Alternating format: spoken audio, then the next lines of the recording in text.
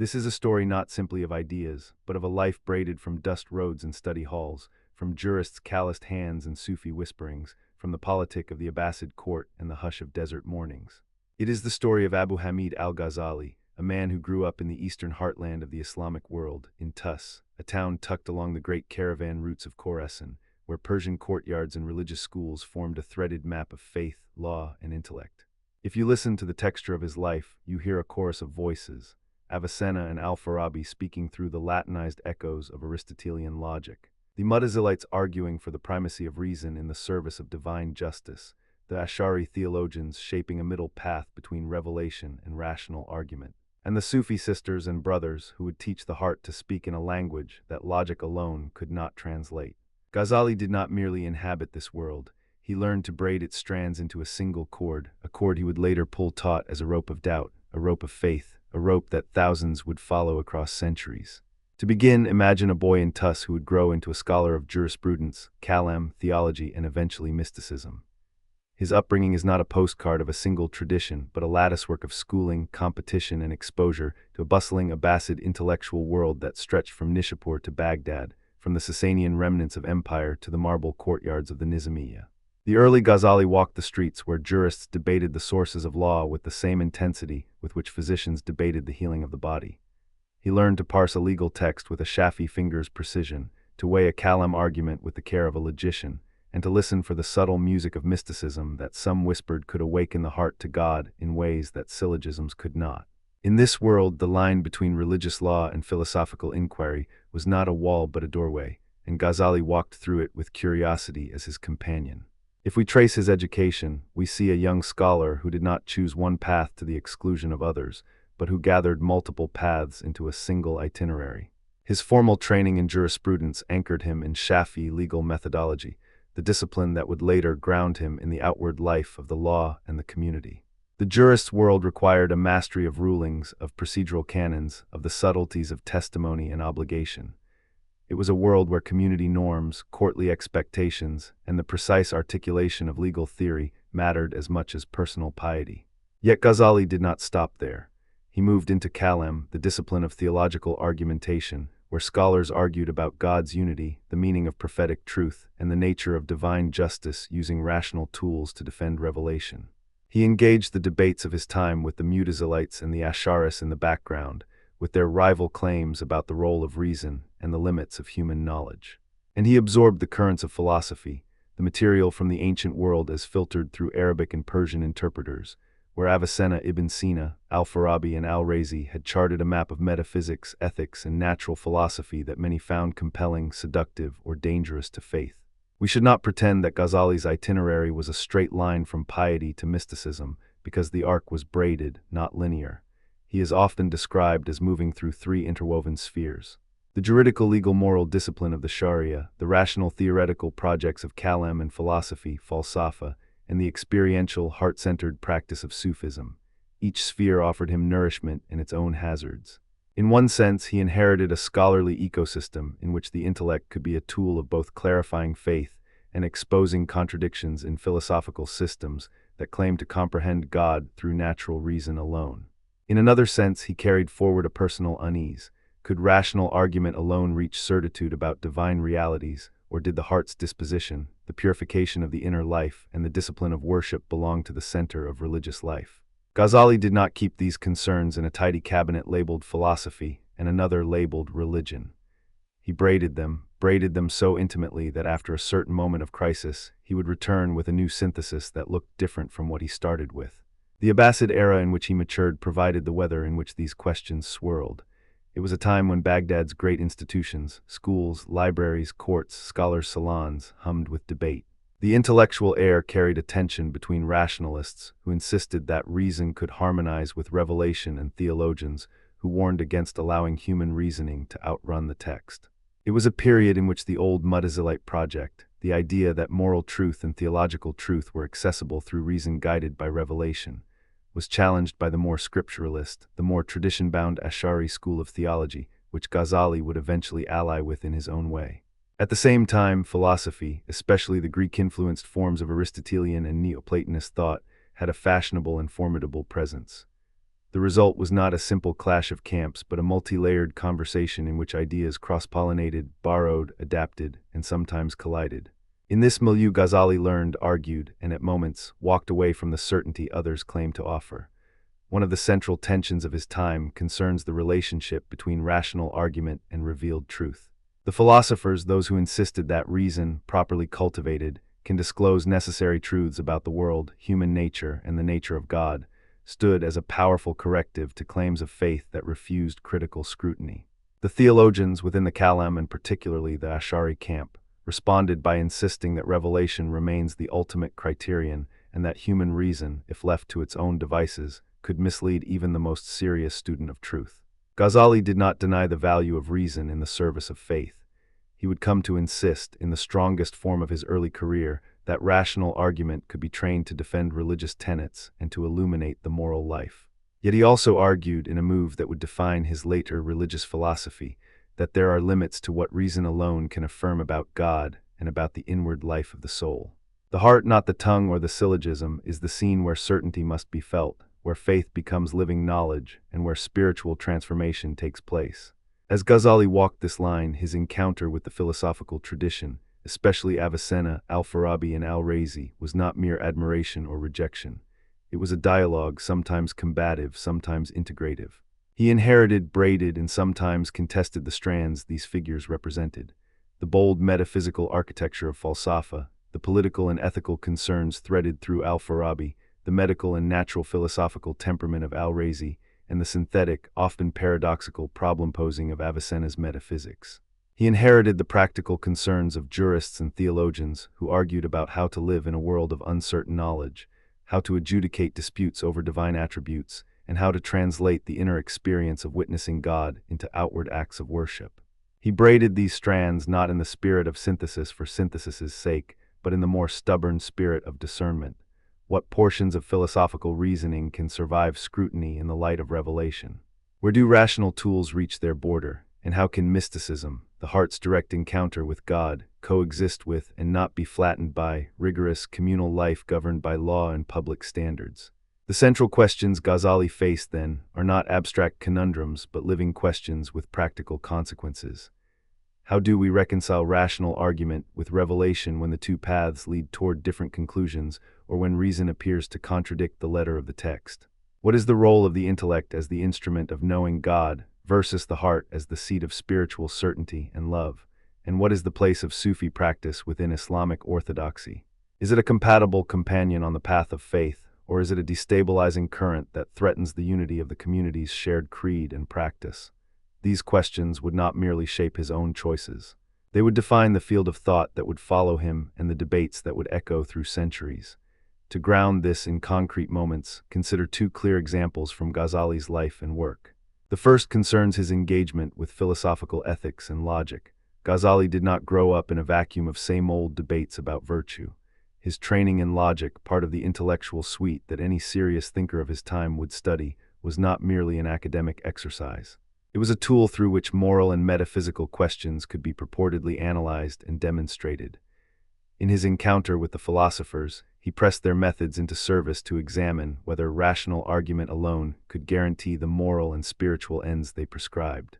He read them closely, teased out their premises, and asked whether their demonstrations could hold when subjected to the pressure of religious experience and the inward transformation that Islam, in its most intimate form, demands. This is not a mere historical anecdote. It is a window into how Ghazali's mind worked. He loved inquiry enough to test it against the realities of devotion, fear, hope, and purification of the soul. The result of that test would become one of the most influential critiques in the history of Islamic thought, the Incoherence of the Philosophers, Tahafut al-Falasifa, where he argues, with the pressure of practical religion in view, that rational argument by itself cannot finalize the truths most essential to faith and spiritual life. The work is a turning point, a moment when intellectual history meets the road of personal transformation, and from it Ghazali's method would radiate outward. Reason, when properly disciplined by revelation and heart-centered practice, can illuminate but cannot replace the path of inner awakening. The second example concerns his juridical training and its implications for his life's course. Ghazali's early career moves through the world of jurisprudence, the legal schools, the formal study of ritual obligations, the proper conduct of courts, the management of disputes, and the weight of normative rules in a community. His adherence to Shafi jurisprudence, a school known for its emphasis on hadith, legal reasoning, and a particular approach to usul al-fiqh, did not isolate him from the philosophical conversation. Rather, it gave him a ground from which he could challenge and refine it. He did not abandon the law when he turned toward philosophical critique.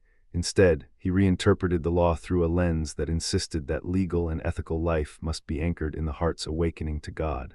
The practical consequences of this stance appeared, for example, in the way he wrote about the daily life of worship, the discernment of intention, the necessity of sincerity, and the role of inward purification as a complement to outward observance. The law for Ghazali is not an end in itself, it is a means to prepare the soul for spiritual knowledge and moral action. The rigor of Shafi jurisprudence thus becomes, in his hands, a discipline that can serve the deeper aim of religious life. Not merely to memorize rulings, but to cultivate a life in which the heart, the intellect, and the community are oriented toward God. There are also two historical anecdotes that humanize this wide fabric of thought. The first is Ghazali's crisis as he describes it in Al-Munki min al-Dalal, Deliverance from Error. In that work, he narrates a profound spiritual crisis in which he doubts the certainty of his own knowledge and the reliability of theoretical arguments. This crisis is not a moment of mere doubt but a transformative turning point. He describes, in searching terms, how philosophical systems seemed insufficient to bring him to salvation or to the conviction that God is truly known. It is a story of a scholar who recognizes the limits of the intellect when faced with the weight of ultimate questions, and who decides to abandon the public life of teaching and to withdraw to seek God in solitude, to attend to the inward compass that had been neglected in the heat of debate. The deliverance is not a retreat into skepticism, but a move toward a more disciplined, embodied faith, one that seeks to align belief, practice, and contemplation in a single, unified path. It is a narrative that explains why his later work, the Ihya Ulum al-Din, would place such emphasis on the inner sciences of the heart, on the purification of intention, and on the practical manners of how to live a life of worship that engages with the world without abandoning its seriousness. The second anecdote concerns Ghazali's reputation in Baghdad and Nishapur and the moment of departure from public life. In Baghdad, the heart of the Abbasid intellectual sphere, Ghazali was a figure whose presence could both illuminate and provoke. As the authorities and scholars gathered, he taught, debated, and wrote in a context where scholars were often in conversation with political authority, where public lectures and formal positions carried not only prestige, but also sensitivity to political currents. The scholar who navigated Baghdad's intellectual world was also a public intellectual who could become a political figure by virtue of his positions. His eventual withdrawal, an act both personal and symbolic, was read by contemporaries as a decisive turn away from the sterile polemics of faction and toward a solitary pursuit of knowledge and spiritual truth. Nishapur, his earlier home and the seat of many of his early debates and studies, stood as a counterpoint in his life. It was a place where intellectual currents ran thick and where the young Ghazali absorbed the tension between tradition and novelty, between scriptural authority and new questions raised by philosophical speculation. His withdrawal did not erase his public persona, rather, it reoriented it. In a sense, he reframed public influence, the impact of a life lived in search of truth that could not be bought or sold, a life that would then radiate outward through his later writings and through the generation of students who would carry his method forward in the world of Islam. Two tensions or counterarguments from contemporaries or later critics illuminate the crucible in which Ghazali stood. First, the quarrel between Kalam and Falsafa, the theoretical theology that uses reason and dialectic to defend beliefs, and the philosophical system that seeks to explain reality through a comprehensive metaphysical framework. For many philosophers, reason could illuminate essential truths about God, the soul, causation, and the nature of existence. For Ghazali, this project was tempting and dangerous in equal measure. The claim that reason, by itself, could establish the existence and attributes of God with certainty was, in his view, susceptible to collapse under the pressure of skeptical doubt or under the weight of problems that reason could not fully solve. The corollary fear was that once reason becomes the sole judge, revelation risks being read away until faith becomes a pale echo of rational demonstration. The theologians who leaned toward the Ash'ari position would say, the divine text must remain the final criterion. Reason is a servant of revelation, not its master. Ghazali's response was to insist that the rational and the experiential, the heart and the intellect, must cooperate but with an acknowledged limit. Certainty in religious matters is not merely the fruit of argument, but the fruit of the heart's transformation, of humility before God, of a disciplined spiritual practice that conforms to revelation. Second, the place of Sufism within what many considered orthodox Islam presented another significant tension. Sufi practice, centered on purification of the heart, inner love of God, and often the path of spiritual guidance through a sheikh and a tariqah, was both deeply attractive and deeply suspect to many scholars who prioritized public doctrine and legal correctness. Ghazali's own journey culminated in a close engagement with Sufi practice, even as he maintained his solid grounding in Sharia and Kalam. He did not simply dismiss Sufism as a mere adjunct. He reinterpreted it as an inner discipline that must accompany outward obedience to law and religion. Yet for many of his contemporaries, Sufi methods might seem to stake a claim on authority beyond the text or on a direct, experiential knowledge that could bypass communal norms. This tension would follow Ghazali through the centuries. The critique from later reformers who argued for a more rigorous return to textual scrupulosity, and the defense from Sufi-adjacent traditions that saw his method as a bridge between heart and mind, between mysticism and institutional religion. The conversation thus becomes not simply a debate about methods but a broader question of what counts as credible religious authority, and how a tradition preserves its breadth without losing its common center. Against that backdrop, Ghazali's historical setting becomes more than a backdrop. It becomes the engine of his methodological project. He inherited a world that prized reason in one register and revered revelation in another, a world in which law, philosophy, theology, and mysticism were not separate compartments but overlapping domains of inquiry. He braided these domains, not in the manner of a single grand synthesis designed to please everyone, but in a way that allowed for credible engagement with each field while insisting that ultimate certainty at the level of God, existence, and the meaning of life cannot rest solely on argument, but must also rest on the heart's fidelity to God. This is not a rejection of rational study. It is a resituating of rational inquiry within a framework that privileges spiritual transformation as an indispensable part of religious life. The heart, as Ghazali would argue, is not a sentimental add-on to a rational edifice. It is the central pivot around which inquiry and practice rotate, the place where genuine certainty is formed and where doubt can become a doorway rather than a dead end. And so the biography becomes a preface to a larger program. The life in Tus and Nishapur, the years in Baghdad and beyond, the encounter with Avicenna, with Al-Farabi, with Al-Razi, with the Ash'ari tradition, and with the Sufi currents, all of these experiences are not merely biographical facts. They are the threads through which Ghazali's later methodological commitments are woven. The central questions he poses, how to reconcile rational argument with revelation, what is the proper relationship between intellect and heart, and how should Sufi practice be situated within Islamic orthodoxy, remain, in many ways, the spine of the entire program of his life's work. They anticipate the arc of his later writings, the rhythm of his return to public life only to withdraw again for contemplation, and the shape of Ihya Ulum al-Din, which would become, for a long time, one of the central companions to the practice of faith in the Muslim world. The life is the method is the life. If you listen to the cadence of his career, you hear a careful calibration of claims and a patient refusal of easy answers. He did not pretend that the issues at stake could be settled by rhetoric alone or by a single discipline's authority. He showed that a robust religion can hold together a rigorous legal system, an articulate philosophical inquiry, and a spiritual practice that seeks a direct encounter with God's presence. The historical terrain he faced, the tension between the rational and the revealed, the role of the intellect versus the heart, the place of inner religious life within public orthodoxy, remains a living challenge to any contemporary attempt to understand Islam's intellectual history. He gives us a map of how a scholar might navigate a world of rich diversity, not by erasing difference but by learning to hold it in tension until the truth, in its own good time, becomes more luminous than any single path could claim to illuminate alone. As we move toward the next sections of this exploration, we will trace Ghazali's methodological turns with more granular care. We will follow the threads from his early education through his public career in the Abbasid world, into the crisis that reshaped his philosophy, and toward the mature program he would articulate in the Ihya and in his more polemical works. We will place particular emphasis on cross-references to Kalam and Falsafa, to Ash'ari theology, to Sufi currents, and to how later reformers reinterpreted his legacy. We will discuss the concrete questions of why and how knowledge is pursued, how certainty is achieved, and how a scholar can be both a guardian of law and a seeker of the heart. And we will pause to consider what this means for us today. How medieval thinkers attempt to reconcile the demands of reason with the demands of faith might illuminate our own searches for coherence in a world filled with competing sources of truth.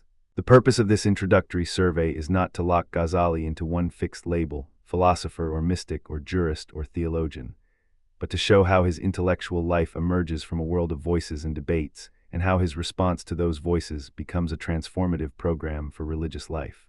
The background of Tus of Nishapur of Baghdad, the schools and the Gnostic circles, the public lectures and the private musings, these are not mere historical details. They are the soil in which Ghazali's questions grew, the air in which his answers took shape, and the living memory that allows us to appreciate the scale and complexity of his spiritual and intellectual project. What follows will be a longer, more detailed analysis, a thorough analysis that aims to keep faith with the historical texture while unfolding a rigorous argument about how Ghazali's life prepared the way for his critical method, the synthesis of heart and intellect, and the call to a form of knowledge that requires both reason and reverence. We will examine his central concerns with greater depth, explore the specific arguments he mounted against his philosophical interlocutors, and trace the ways in which his own Sufi orientation began to influence the shapes of Islamic thought in the centuries that followed. We will also bring into view the ways in which modern interpreters have reinvented or reinterpreted his legacy, offering new pathways through which his insights might speak to contemporary questions of faith, science, ethics, and public life. In short, this is the prelude to a sustained, detailed map of Al-Ghazali's intellectual terrain, a terrain that remains vital for understanding the ideas that continue to shape religious and philosophical conversations today. What does it mean to say that a philosophy is incoherent with faith? And why would a medieval Muslim theologian set such a target on the most celebrated school of intellectuals in his world? In the pages of Tahafut al-Falasifa, Al-Ghazali does not merely assemble a list of clever arguments and counters. He embarks on a patient, forensic enterprise.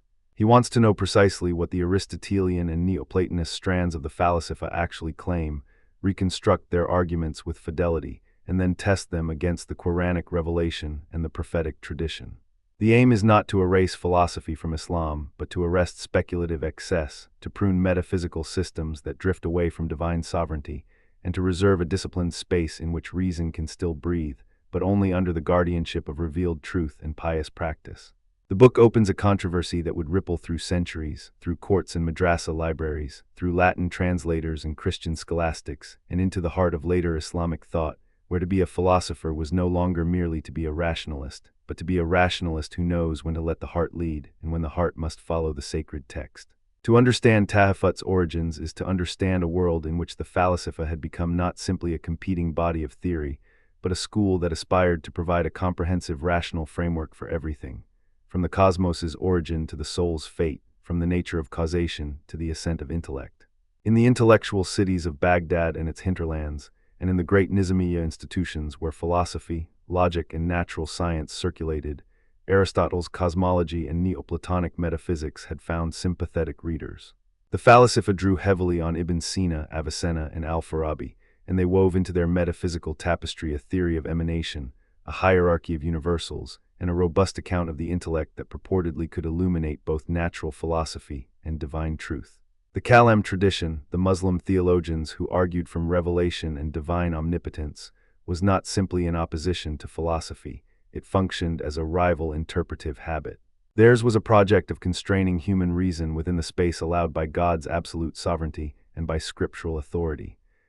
In this contested arena, Ghazali's Tahafut emerges not as a marginal critique, but as a sharp siege instrument aimed at those who would permit philosophy to dictate the shape of religious truth. Ghazali's method in Tahafut is, in a sense, a blueprint for a disciplined, dialogical theology. He begins by naming the precise positions of the Falasifa in the form of reconstructive exegesis. What the philosophers say about eternity and creation, about the sufficiency of rational demonstration for theological propositions, about the soul's immutability, and about cosmic causation. He translates their technical claims into terms that a Muslim theologian can interrogate.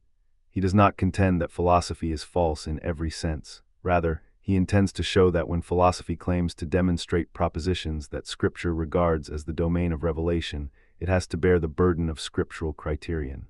When the philosophers claim that the world is co-eternal with God, or that universal forms have a pretemporal existence independent of God's creative act, or that causal order operates in a manner that sometimes seems largely autonomous from divine action, Ghazali does not reply with a simple yes or no. He reasons back, reconstructing the argument, exposing its presuppositions, and then checking it against Quranic language and prophetic tradition. If a given claim can be reconciled with revelation by a careful reading, then the claim remains in the orbit of faith. If it cannot, it must be corrected, or at least reinterpreted, so that the world's coming into being and its ongoing order does not become a private metaphysical theater, where God is merely a distant premise rather than a living, present cause. Now, what exactly are Ghazali's targets? The Incoherence is structured around several central claims that he believes the Falasifa advance in ways that threaten the primacy of God, the integrity of revelation, or both. The first major target is the eternity of the world. Some Falasifa, following certain strands of Aristotelian thought, argued for a form of cosmological eternity, or for universals that existed in some pretemporal or independent existence. A claim that, in Ghazali's rendering, makes the created order appear to subsist through necessity apart from creation by God, or that at least makes divine creation seem less than the radical origin of all that is. The second target concerns cosmic causation, the claim that causal processes can, in themselves, carry forward the order of the world, thereby sometimes existing as if causation were a power located inside nature rather than as a placement of God at the origin of all causal order. If causation is not continuously grounded in God's mode of production and sustaining power, then the world's dependency on God appears diminished. The third target is the soul's immutability. The claim that the human soul is immutable in its essential nature, or that the soul can acquire universal knowledge through processes that do not fundamentally depend on God's ongoing creative illumination of the rational soul. The fourth target is epistemology, the claim that knowledge of theological propositions can be demonstrated fully by reason alone, or that rational demonstration suffices for truths that the Quran presents as divinely taught. And the fifth target is the larger architectural project of the Falasifa, a comprehensive rational system that could, Ghazali fears, supplant or dilute the authority of revelation as the ultimate criterion for truth. To make these targets vivid, Ghazali offers at least two concrete argumentative lines from the Falasifa that he believes he must confront. One centers on the claim of the world's eternity and the pre-eternity of universal forms. The argument in its plausible form runs something like this. If the world is the product of intelligible forms that exist prior to creation, then the world's intelligible aspects do not owe their being to a moment of divine creation. Rather, they subsist in an order that is ontologically prior and independent of God's creative act. The second argument Ghazali takes up concerns causation. If natural causation can be described as a quasi-autonomous causal efficacy that operates in time and space with a certain regularity, then the Creator's work risks becoming historically and metaphysically distal, as if God merely regulates a system that runs by its own logic. The third major line, though often treated as a cluster of related points, concerns the soul's immutability and the possibility of knowledge arriving in the mind without ongoing divine illumination. The Falasifa sometimes present knowledge, especially of eternal truths, as obtainable through the rational soul's own lights or through contact with universal forms or with the active intellect, as though God's involvement in the stream of knowledge could be dissolved into a natural process of intellectual ascent. Ghazali's countermeasures to these lines are methodical and at times devastatingly patient. He concedes what the philosophers do well, namely, that reason can reveal certain structures of reality and that reading Aristotle and Neoplatonism carefully can be illuminating. He concedes that the Falasifa sometimes speak in ways that commend themselves to the rational mind. Yet his thesis remains that the Quranic and prophetic account provides not merely a supplementary or clarifying perspective, but a governing criterion. When the two domains, reason and revelation, are in tension, revelation is the standard by which reason must be judged. He is not arguing for a blind fideism that treats the rational as irrelevant to faith. Rather, he is arguing for a disciplined rationality that operates within the moral and metaphysical boundaries set by the divine command. A philosophical demonstration is valuable, but it must be checked by scriptural verdicts because, Ghazali insists, God's knowledge and power are not mere content within a human system of demonstration. They are the ground of intelligibility itself. Let us consider two concrete examples of arguments Ghazali challenges to illuminate how his critique works at the level of close reading and argumentative structure. First, the claim of the world's eternity and the pre-eternity of universal forms. The Falasifa want you to imagine that universals, say, the form of justice or the form of humanity, reside somewhere in a realm of being beyond time, perhaps as intelligible realities in the active intellect, and that these forms somehow condition the world prior to God's creating act, or that they exist in a form that does not themselves require a moment of creation. Ghazali is not content to say the forms are simply wrong because they feel counterintuitive. He asks, what does the Quran say about the way the cosmos comes into existence? If the Quran uses the language of creation and time, how can a system that posits pretemporal universals align with that language? He scrutinizes the inference from forms to existence apart from God and raises the crucial issue of dependence. Even if a form existed in some sense, how would it exist without the act by which God shapes it into the world? If the form is real but dependent on God's creative act, the claim of independence dissolves. The argument can be sharpened to a second form, the claim that universals can exist in the cosmic intellect in such a way that they cause or structure natural phenomena without requiring ongoing divine intervention. Ghazali would press, if the universals are in the intellect, how do we know they exert a causal effect in the world? If the world's order arises from such a relationship, then the divine causal role becomes a hidden backdrop rather than a visible, ongoing act of creation and sustenance. And if the world's order is intelligible to the human intellect because the intelligible order reflects God's own rational plan, then the place of God as actively willing and sustaining becomes a necessary reciprocity rather than a distant principle. Second, the claim that causation operates with a certain independence from God, and that natural law can instantiate regularities without constant divine intervention. The Falasifa emphasize a robust causal framework, sometimes in the language of necessity and necessity's grammar. They argue that there are stable causal sequences. The world behaves in a law-governed way, and this law-governed order is, in some way, intrinsic to the structure of reality, even if God remains the ultimate cause. Ghazali responds by insisting that every causal relation is a relation God establishes and maintains. If a philosopher says causation operates independently of God, Ghazali replies, what you call independence is, in truth, God's dependence, God's continuous creation and sustenance of the world. The natural regularities we observe are not automatic gears within a machine that predates God's act of creation. They are processes grounded in God's will and sustained by God's presence in creation at every moment. This is not to deny rational explanation, Ghazali would insist. It is to insist that rational explanation remains intelligible only insofar as it preserves the fundamental claim that God is the source, the origin, and the perpetual keeper of all causal order. Third, the issue of the soul's immutability and the possibility of knowledge arising independently of God. The Falasifa often present the soul as something that, at least in part, partakes in immutable intelligibles and can ascend through intellective stages to epistemic achievement that is not solely prompted by divine illumination. Ghazali's response binds epistemology to epistemic illumination provided by God. He asks, if knowledge is not given by God's grace at the moment of learning, if reason can conjure necessary truths of theology in itself, what guarantees that such truths correspond to divine truth rather than to the philosopher's own internal coherence? The Quran teaches that God guides whom He will and that humans know only what He allows them to know. If the soul can arrive at theological propositions by its internal powers alone, then revelation becomes suspect as the highest standard, for intellectual autonomy might mislead. Ghazali concedes that the rational intellect can reach certain conclusions about the natural order and the moral universe, but he insists that the most essential theological claims, God's unity, the truth of prophetic revelation, the moral order of creation, are guaranteed by revelation and by the heart's submission to divine instruction.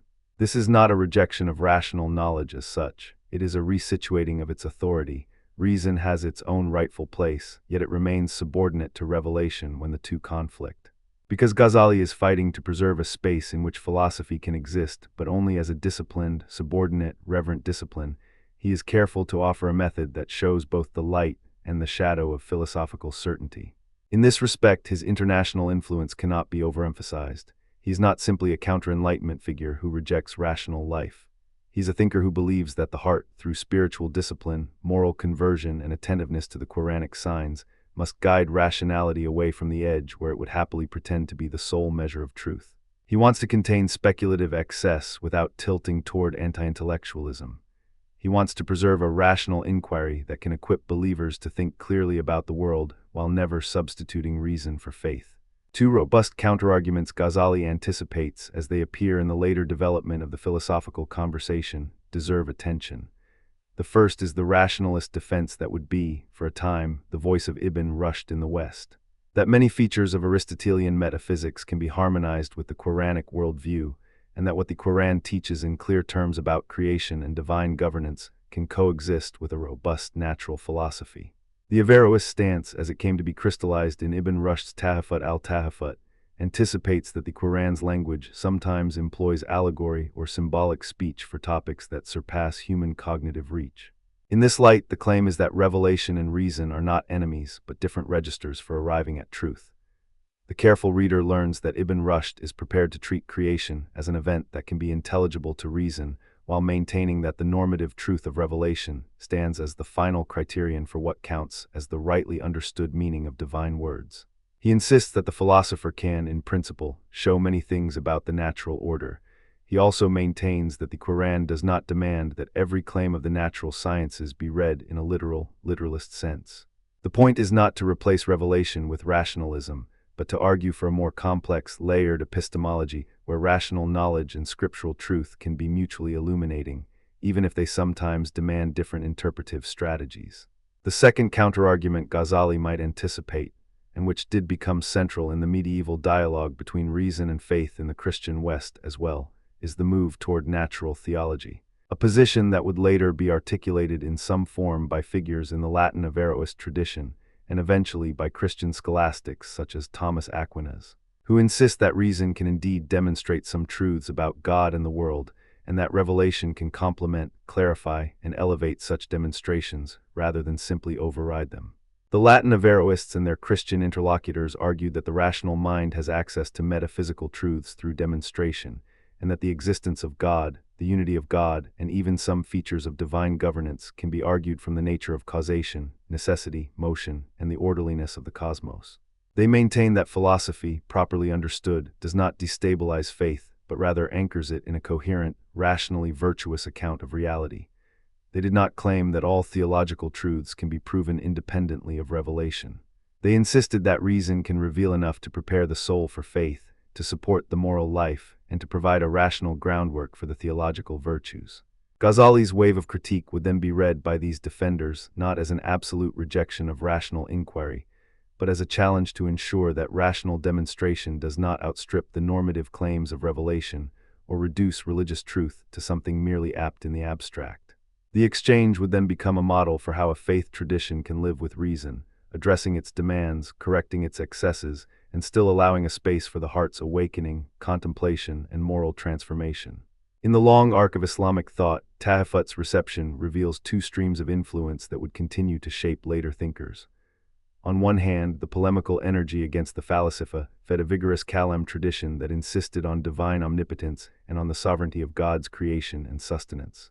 The Kalam line of thought, with its emphasis on cautious affirmation of God's absolute power and on the necessity of revelation to settle issues that exceed human capacity, developed in ways that became central to Muslim orthodoxy.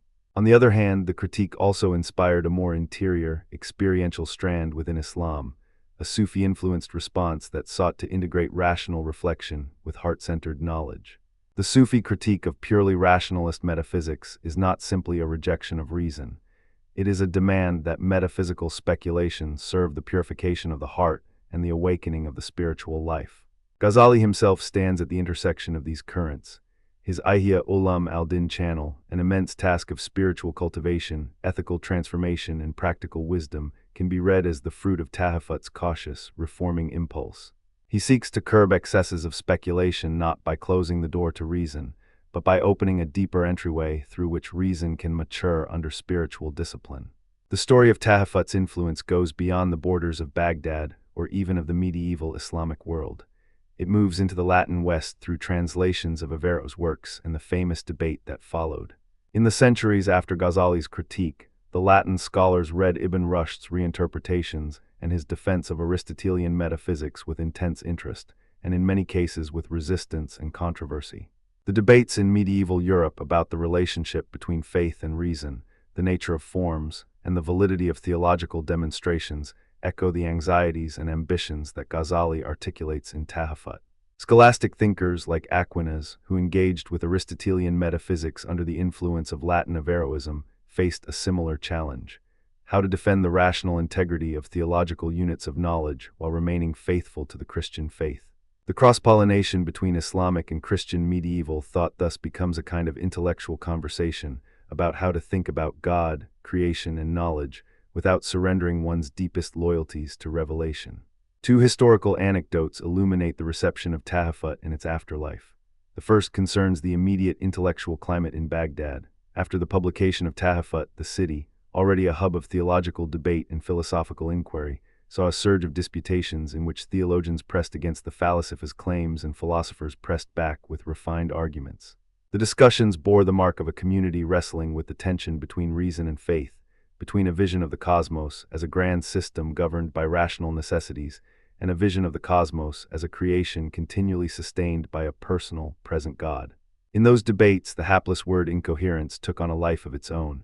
It wasn't simply a label for a few technical errors. It was a call for epistemological humility, for recognizing the limits of human power to see the divine order, and for the insistence that revelation remains the final test for truth. The anecdote embodies the book's central mission, to insist that rational inquiry, if rightly conducted, should strengthen the believer's confidence in God rather than undermine it by giving pride a foothold in metaphysical speculation. The second anecdote travels far beyond the banks of the Tigris and into the medieval Latin schools where Averroist commentators' works, translated and circulated, stoked a vigorous debate about the unity of philosophy and faith. In Toledo and later Paris, the Latin readers encountered a system that insisted on rational demonstration as a route to truth about God and the cosmos, even as Scripture remained the final court of appeal. The response to Averroes in the Latin world was not a single uniform philosophy but a spectrum. Some embraced rational demonstration as a robust instrument for natural theology. Others resisted the idea that philosophical reason could independently arrive at theological truths, and a third group tried to reconcile the two through allegorical readings of Scripture. The famous Christian engagement with Averroist thought prompted debates about whether there could be two truths, one accessible to reason and another to faith, and about whether philosophy must be truncated to serve religious obedience. The historical arc here is instructive. Tahafut did not merely hamper the freedom of speculative reason in the Muslim world. It also seeded a broader, transcultural conversation about the proper limits and possibilities of human reason in its encounter with the divine. If we look at the longer history, we can map how Ghazali's intervention helped shape later developments in Islamic intellectual history. Kalam, the theological discipline Ghazali helped to refine, further entrenched the view that divine omnipotence is the ultimate reality and that revelation provides the guiding, normative framework for knowledge. Sufism, including the spiritual genealogies that would be given, in time, by figures like Ibn Arabi and Suhrawardi, took inspiration from Ghazali's sense that true knowledge has a heart-centered dimension, one that cannot be reduced to the mere formalism of argumentation. The later tradition of Mulla Sadra, often called the founder of transcendent theosophy, would go on to rework Aristotelian and Neoplatonic elements in ways that sought to reconcile the metaphysical project with a modern sense of existential unity. Sadra's development of existence as the most ultimate reality and his emphasis on the dynamic, continuous process of becoming would be, in part, a response to the cry for a more living metaphysics that does not succumb to the static forms Ghazali found suspect in the Falasifa system. Sadra, in effect, tried to secure a synthesis in which revelation and philosophy could coexist within a single, living metaphysics capable of engaging with the heart of existence and with the dynamic economy of knowledge. In the midlife arc of Islamic philosophy, Ghazali's Tahafut serves as a strategic pivot. It does not close the door on reason, it pulls it back from the precipice of speculative absolutism. It asks for the discipline of priority. That revelation, the Quran, and prophetic practice ground the standards by which rational claims must be judged. It respects the intellect's capacity to illuminate the natural world, but it refuses to permit rational demonstration to outrun revelation into a space where God's place as creator and sustainer risks being displaced by rational necessity. The result is a form of philosophical life that seeks to balance two commitments, to intellectual integrity and to religious fidelity. It invites a patient, careful, and sometimes chastened approach to metaphysics, where one reads the great systems of Aristotle, Neoplatonism, and their Islamic interpreters with the serious attention one owes to any map of truth, and then asks, does this map lead the traveler toward the God who speaks in the Quran and in the tradition of the Prophet? This is perhaps the most enduring contribution of Tahafut, to illuminate a method by which tradition-bound rational inquiry can flourish. Ghazali's aim was not to annihilate philosophy but to domesticate it, to insist that the heart, trained in spiritual discipline and luminous through revelation, must guide the hands that carve metaphysical stone. He offers a way to read the Falasifa as capable interlocutors rather than as ultimate authorities. The astringent criticism, the meticulous demonstration of where a philosophical argument runs off the rails, signifies a reverent fidelity to Scripture, a return to the source, and an insistence that rational inquiry, when rightly grounded, can help the faithful see more clearly and love more deeply. It is a move that would bear fruit in the Ihya, where the seeker is urged to cultivate an inner life of reverent attention, moral integrity, and experiential knowledge that complements the mind's disciplined inquiries. The Incoherence thus becomes, paradoxically, a path toward a more integrated, heart-informed rationality, one in which reason is not a rival to faith, but a trusted companion on the long, patient journey toward truth. If we attend closely to Ghazali's strategy, we can see how his critique of Aristotelian Falasifa metaphysics is not a mere negative project. It is a positive reorientation. He invites thinkers to recognize the necessity of divine creation and the centrality of God's ongoing governance of the world. He invites theologians to govern their anthropology and their metaphysics with the humility born of the prophetic tradition. He invites mystics to bring, into the lit and the heart, the insights of reason without allowing those insights to become idols of the intellect. And he invites students of philosophy to enjoy the rich stonework of metaphysical systems, but to resist the impulse to repurpose metaphysical systems as if they were autonomous authorities. The result, in the best Ghazalian sense, is a form of inquiry that is robust enough to contain the most challenging cosmic questions while faithful enough to preserve the moral and spiritual center of Islamic life. It is this delicate balancing act that helps explain why Tahafut remains a touchstone in Islamic intellectual history, and why its discussions continue to illuminate the way scholars think about the relationship between faith and reason, between the heart and the intellect, between revelation and rational demonstration. In this light, we can see the broader significance of Ghazali's intervention for the development of Islamic spirituality. The true spirit of Tahafut is not captured by a simple taxonomy of heresies corrected and propositions defended. It is the story of a thinker who is willing to take the risk of restraining the scale of human speculation in order to keep faith's table properly set. It is the story of a thinker who recognizes that the heart's knowledge, gained through purification, contemplation, and faithful practice, must be safeguarded as a distinct and indispensable dimension of human knowing. And it is the story of a tradition that desires to live in a world where reason and revelation, though sometimes in tension, can still sustain one another, where the life of the mind can be alive with wonder, and where the heart can be educated to love the truth that is given in the Quran, the Sunnah, and the lifelong discipline of spiritual growth. In that sense, Ghazali's Tahafut is not only a critique of a particular philosophical movement, it is a work about how a faith community learns to think, to argue, and to live.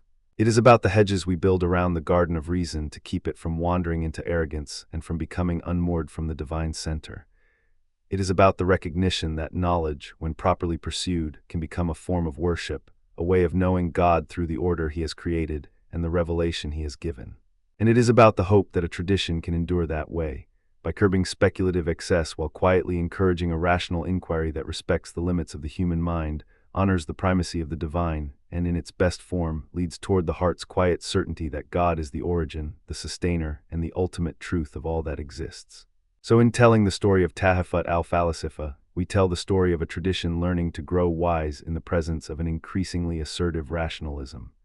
We tell the story of a thinker who refuses to surrender the intellect to cynicism, yet will not permit it to forget its home in faith. We tell the story of an oldest kind of wisdom, the wisdom that asks not only what is true, but what is good, what is humble, and what is faithful to the one who created and sustains the world. And we tell the story of how a single book, written in a particular time and place, could reverberate across centuries, shaping debates in living rooms and lecture halls, in mosques and monasteries, in universities, and in the quiet of a personal study. The Incoherence of the Philosophers thus becomes not merely a text to be studied or a list of opponents to be defeated.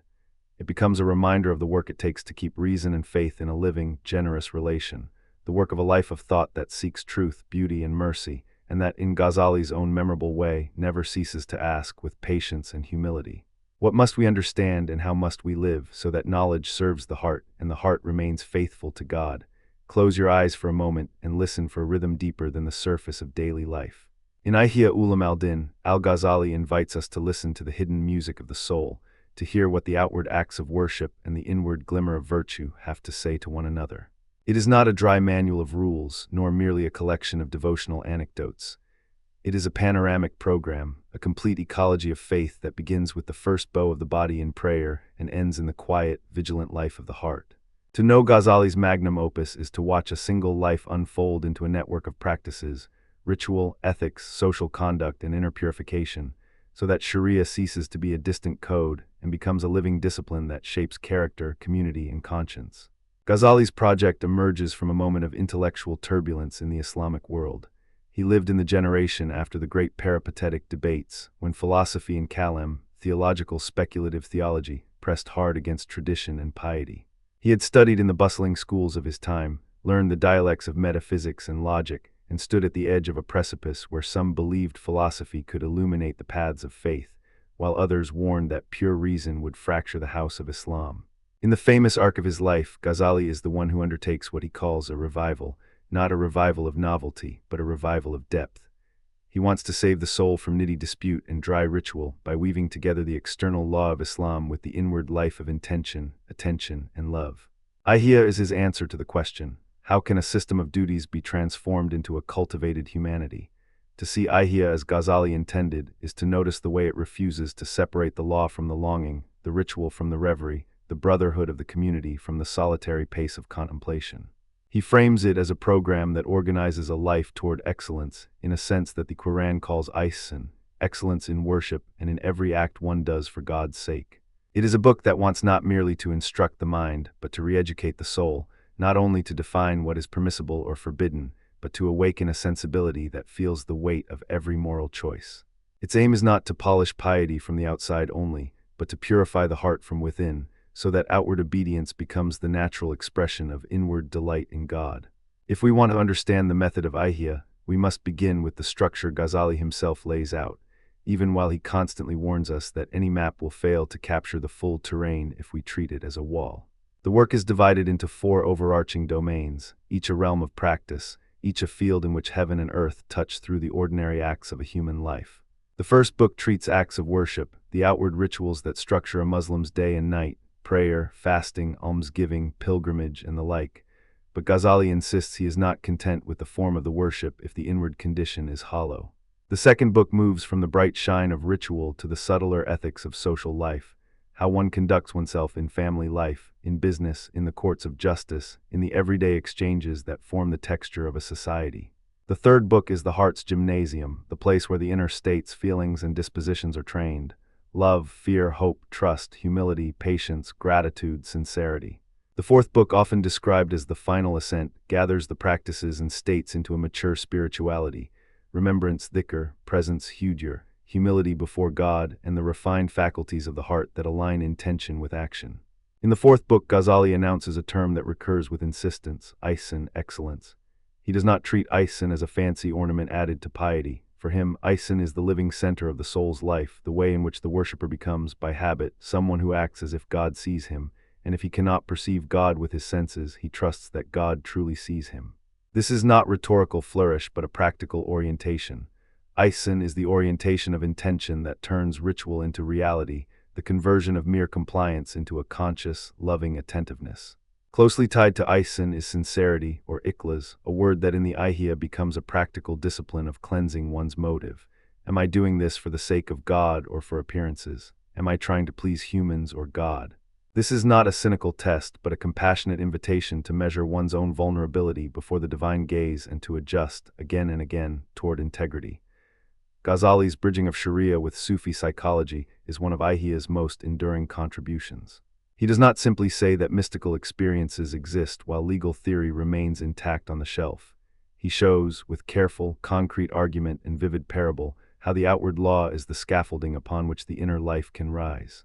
Sharia provides the frame, the obligations and prohibitions that structure life, while the Sufi psychology Ghazali inherits from the long tradition of early Islamic mystics supplies the interior architecture. The states, awal and stations, marakat of the heart, the intimate awakenings, the discipline of attention, the sweetness and hardship of remembrance. The result, in many readers' experience, is a unity of practice. Ritual acts become the daily breath of a spiritual ecology, and the heart's purification makes the legal obligations more than duty. They become acts of love in motion, To speak of Ghazali's Ihya is to speak of Ihsan, Ikhlas, dhikr, and khushu as living verbs in a living life. Dhikr, or remembrance of God, is not a mere cognitive recall, but a continuous presence that reorients perception. The world is not merely as it seems, but as God allows us to savor it as a sign of His presence. Khushu, a humble attentiveness in prayer, is not simply quiet posture, but a condition of the heart that makes prayer a conversation with the beloved, not a mechanical repetition. In Ghazali's vocabulary, remembrance becomes a discipline, a practice of returning the heart to God's lordship after each distraction. It is a method that dissolves the wall between the spiritual and the ethical. To remember God is to recall where one rule and to measure one's speech, one's greed, one's anger, and one's generosity against a standard that transcends one's momentary desires. Two concrete examples stand out in Ihya as emblematic of Ghazali's approach to turning legal theory into lived virtue. The first concerns generosity and wealth. Ghazali treats wealth not as a possession, but as a trust put into human hands with responsibilities threaded through every channel of life. He insists that wealth must circulate, not stagnate. The verses of the Quran become a practical economics of the soul. Wealth is a test and a tool, a form of power that can either harden the heart or purify it, depending on how it is managed. If money is hoarded, the heart grows heavy, beset by fear of loss and envy of those who possess more. If money is spent with mindfulness toward kin, toward the neighbor in need, toward the institution of the poor and the sanctuary of the faith, wealth becomes a conduit of mercy and social harmony. In this sense, the Ihya's account of wealth is not merely a sermon on charity. It is a program for social ethics that binds personal virtue to public responsibility. It asks not only whether one gives, but how one gives. With dignity, with propriety, with self-scrutiny about motive, with gratitude for what one has, and with awareness that wealth, if misused, obscures the heart's purity. The second vivid example concerns anger management and the governance of the passions. Anger, Ghazali writes, is a kind of fire in the heart, a force that, if left unchecked, can devour reason and fracture relationships. Ghazali does not pretend that anger is simply an offense against social harmony. He treats it as a spiritual disease that reveals the heart state and tests one's sincerity. His remedy is not a single technique, but a whole pedagogy of moral psychology, prayerful reflection, patience, sabr in the face of provocation, the cultivation of forbearance, and the practice of considering the consequences of one's anger before acting. He teaches the seeker to pause, to count, to recall with the tongue and the heart the temporary nature of this world, to imagine the long-term injury that anger can inflict on sacred relationships, one's family, one's neighbors, one's community, and to replace the impulse with a habit of restraint. The effect, when practiced, is a life in which conflicts become occasions for mercy and wisdom rather than for pride and retaliation. If we listen to these two exemplars alongside Ihya's broader architecture, we meet the heart of Ghazali's argument. Outward ritual without inward calibration is incomplete. Social life without spiritual formation is hollow. The heart's purification without communal discipline is misdirected. The method is not to choose between Sharia and Sufism, but to fuse them into a single art of living. The Ihya becomes, in this sense, a bridge. It connects Kalam's doctrinal inquiries about God's attributes and human responsibility with fixed juristic carefulness and with the Sufi's experiential map of spiritual states. Ghazali's own life gave him a vantage point to articulate that bridge with sincerity and force. He had seen the perils of over-reliance on purely rational speculation and the perils of a mysticism detached from ethical social life. Ihya, in his own words and in the sober synthesis of his method, is an attempt to revive the religious sciences by binding them to daily practice. To understand the arguments Ghazali threads through Ihya, we should notice two broad lines of discourse that the work engages, and that later readers, speakers, and reformers continue to track. The first is a critique in defense of the place of the heart in religious life. From the standpoint of Kalam and jurisprudence, the heart might seem suspect, an interior realm where passions swirl and where one's intentions cannot always be measured by external signs. Ghazali, drawing on the Sufi tradition, argues that the heart is where faith becomes living. He treats character as a science, a discipline to be learned and practiced with the same seriousness with which one studies the rules of jurisprudence. The heart's purification, removing rancor, greed, arrogance, envy, becomes the condition for reliable obedience to the outer law. The second line is the integration of the universal, timeless moral grammar, humility, generosity, truthfulness, restraint, into the specificities of Muslim life. Ritual prayer, daily social interactions, and the means by which communities create institutions of care. This bridging work invites cross-references to other thinkers and traditions within Islamic intellectual life. Ghazali does not stand alone at the border between rational theology, law, and mysticism. He participates in a long dialogue. In the realm of Kalam, his Sa'adi-like claim that God is both the judge and the beloved is tempered by the Ash'ari and Maturidi debates over divine predication, human freedom, and the knowledge of God. In fiqh, his insistence that outward acts cannot be divorced from inner states resonates with debates about intention, niyya, and the moral weight of actions under the Sharia. In Sufism, he stands close to early figures like Junaid of Baghdad, whose injunctions about sincerity and discipline Ghazali inherits and reshapes, but he also engages later Sufi voices who will take Ihya's concerns in different directions, such as the Naqshbandiya emphasis on inward watchfulness and the intellectual depth of later orders. The Ihya thus becomes a living bridge across traditions, not a closed system. The text also speaks to the pressures of history, the reception of Ghazali's project in different Islamic cultures, and its lasting influence on later Sufi orders and moral theology. Across centuries and geographies, readers found in the Ihya a practical pedagogy for education and reform. In many courts and scholarly circles, the book functioned as a manual for moral instruction, an authoritative reference for teachers and parents about how to cultivate virtue in students and children. It also shaped popular piety by giving ritual life a humane direction, not merely to perform acts of worship in order to earn divine reward, but to perform them with a heart that loves God, with a social conscience that attends to the vulnerable, and with a patient mind that resists pride and self-deception.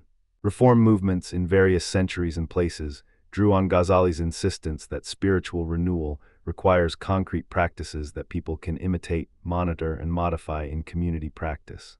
The Ihya's call to reform one's life through imitating the Prophet's example, through exerting oneself to grow in humility and generosity, and through sustaining a shared ethical culture, laid fertile ground for later educational and reformist currents within Sunni orthodoxy and Sufi reformism alike. Two historical anecdotes can illuminate how this book traveled through time and space. The first is about its reception in diverse Islamic cultures. In the centuries following Ghazali, the Ihya traveled widely, was translated into Persian, and became a central text for Sufi pedagogy in regions as varied as the eastern Iranian plateau, India, and the Ottoman world. In each place, scholars and teachers used the Ihya not merely as a source of spiritual contemplation, but as a manual for ethical education. The Persian commentaries and vernacular adaptations helped to translate Ghazali's tightly argued synthesis into forms accessible to lay audiences and religious scholars alike. In the Indian subcontinent, for instance, the Ihya influenced a popular piety and a curriculum of adab, a program of manners, responsibilities, and inner disciplines, where students learned to balance ritual devotion with social service and compassionate action. In the Ottoman lands, the Ihya fed into a widespread culture of moral instruction that influenced both official and popular religiosity, including sermons, homilies, and the daily practice of charity that the empire's religious authorities prioritized as part of public life. Across these contexts, the Ihya's message, that law and heart, duty and devotion, outward form and inward intention are mutually necessary, took on local dress and local wisdom, without losing its core claim about the unity of faith, virtue, and service. A second anecdote concerns debates among scholars who scrutinized Sufi influence in Islam. No major work as comprehensive as the Ihya escapes some critique. While many scholars honored Ghazali as a master who rescued faith from the excesses of philosophical speculation and paved a careful path to spiritual practice, others worried that Ihya risked an eclectic mimesis of Sufi technique, without the grounding of rigorous philosophical or doctrinal analysis. Some critics argued that the Ihya's emphasis on heart and inner states could, if taken too far, yield a form of mysticism that seemed to drift from the discipline of orthodoxy or from the explicit doctrinal boundaries of the Sunni schools. Yet even these criticisms often acknowledge a central truth. Ghazali's work was not a retreat from law, but a rearticulation of law's aim. To some within these debates, the Ihya's synthesis appeared as a corrective to both a legalism that forgets God and a mysticism that forgets the law. In this sense, the later theological and mystical debates, including those with later reformers such as Ibn Taymiyyah, show the Ihya as a dynamic, contested text that continued to provoke, refine, and reimagine the relationship between Sharia and Tariqah. As we turn toward how Ihya informs contemporary thought, we can see how its cross-disciplinary temperament resonates with modern concerns. In a world that often treats religion either as a strictly legislated code or as a purely subjective experience, Ghazali offers a model of unity. The text can be read as a primer for education, an education that seeks to cultivate character alongside knowledge, virtue alongside skill. it can also be read as a manual for social reform. By insisting that wealth be managed with accountability to others, that anger be domesticated through patience and restraint, that memory of God anchor daily life, Ghazali proposes a program for social ethics that transcends mere personal piety and becomes a shared responsibility for the health of the community. Modern interpreters in the intellectual and reformist currents have found in the Ihya resources for rethinking ethics, public welfare, and spiritual formation in a plural, global context. It invites a conversation about how to translate a sacred tradition's spiritual depth into forms of education, social life, and public virtue in the present. If we trace the Ihya's echo across related themes in Kalam and Fiqh, as well as in other Sufi thinkers, we begin to hear a melodic resonance, a lifelong attempt to harmonize the doctrinal and the devotional, the universal and the particular, the personal and the public. In Kalam, the questions about God's knowledge, justice, and the moral responsibility of human beings meet Ghazali's insistence that belief is not merely a proposition, but a way of being, lived credibility that bears fruit in conduct. In Fiqh, the rules of worship and commerce and family life are not abstract edicts. Ghazali asks how these duties feel in the heart and how they transform the person who practices them. And among Sufi thinkers, Ghazali's work dialogues with Junaid's emphasis on sincerity, with Sufi ethics that foreground humility and renunciation, and with later orders that develop the interior techniques of remembrance, watchfulness, and love into a disciplined path. In this sense, Ihya is not a closed cycle but a hinge, opening to new interpretations, to new uses in education, to new forms of moral language for a changing world. We should also notice how this text has shaped educational practices, popular piety, and reform movements well beyond the bounds of Ghazali's own lifetime. The Ihya's habit of teaching through stories, parables, and ethical case studies, scenarios about generosity, anger, family life, business dealings, and prayer, made it a pedagogy of character formation. It offered teachers a repertoire of moral instruction that could be folded into classrooms, sermons, family life, and community rituals. Its insistence on sincerity and inner intention supplied a language for reformers who wanted a spirituality that could stand up to cynicism, be meaningful in public life, and remain robust against extremes of either legalism or mystical escapism.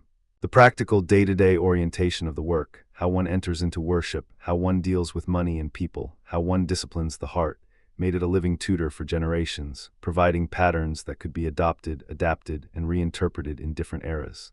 We can think of the Ihya's influence as twofold. It gave a mature aesthetic of religious life, a quiet dignity in ordinary acts that elevates them, and it offered a robust anthropology of the heart that gave people tools to observe, repair, and nurture the interior life.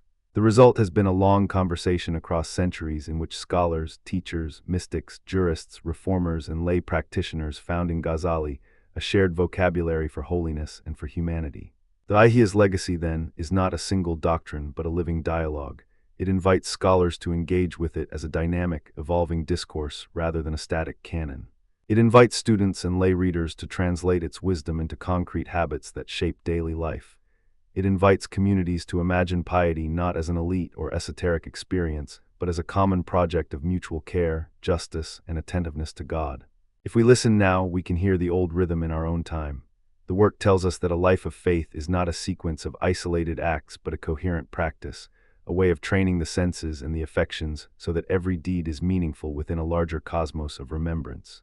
It is the call to turn ritual into virtue, to turn knowledge into care, and to turn tradition into a living, shared future.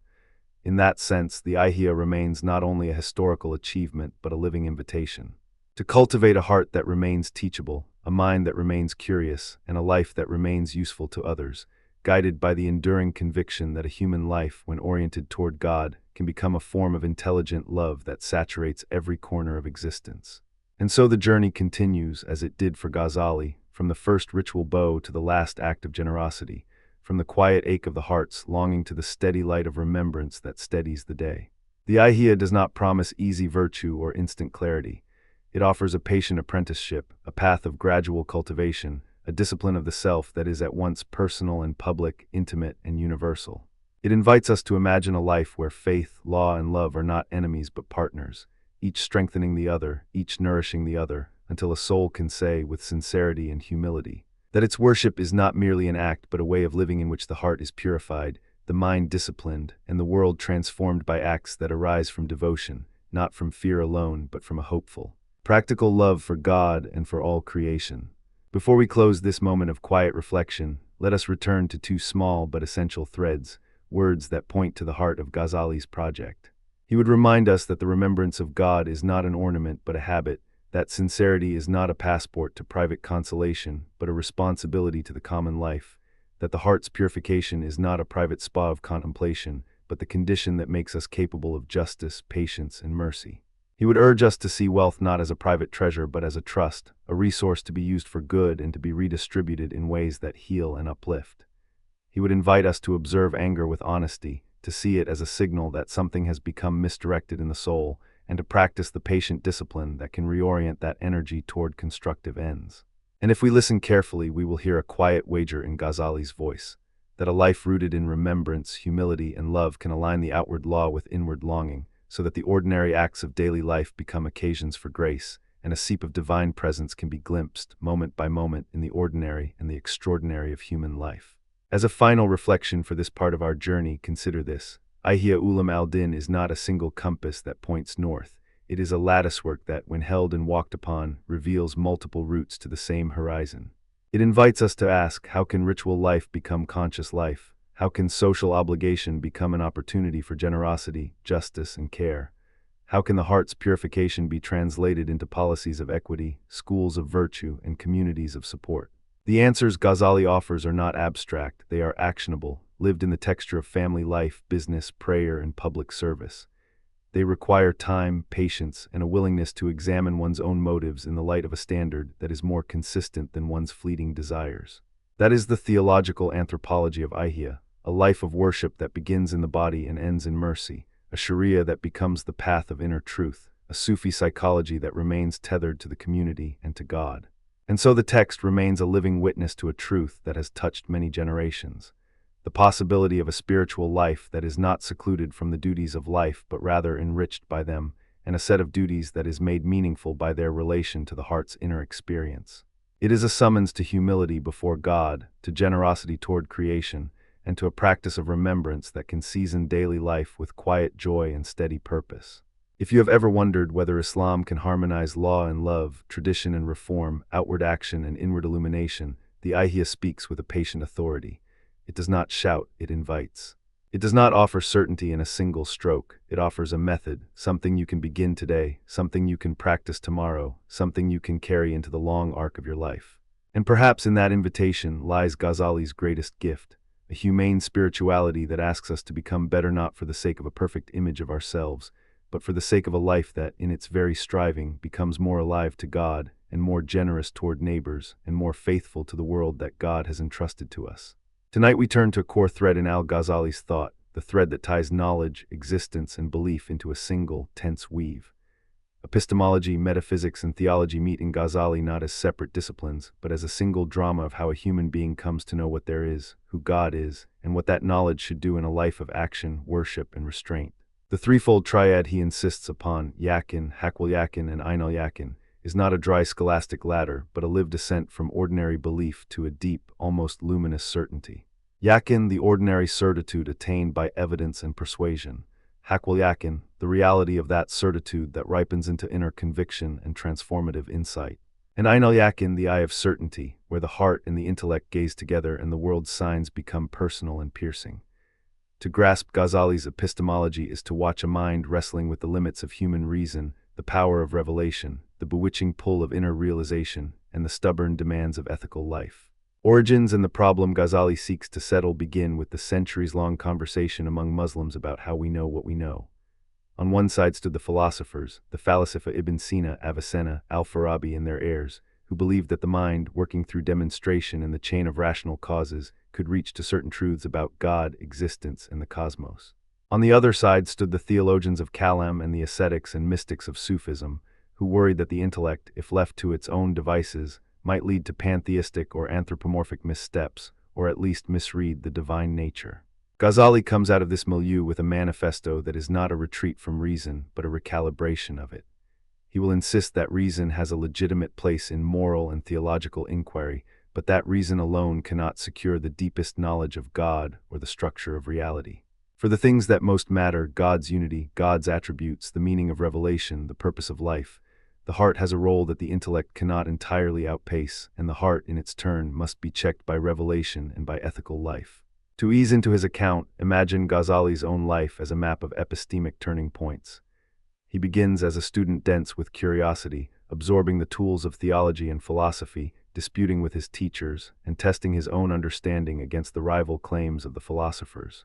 Then comes the crisis moment, the inner turning, an illness of doubt, a turning away from the certainty of argument alone toward the more intimate, interior work of purification, reliance on the scripture, and the inner signs that he will describe in his later work.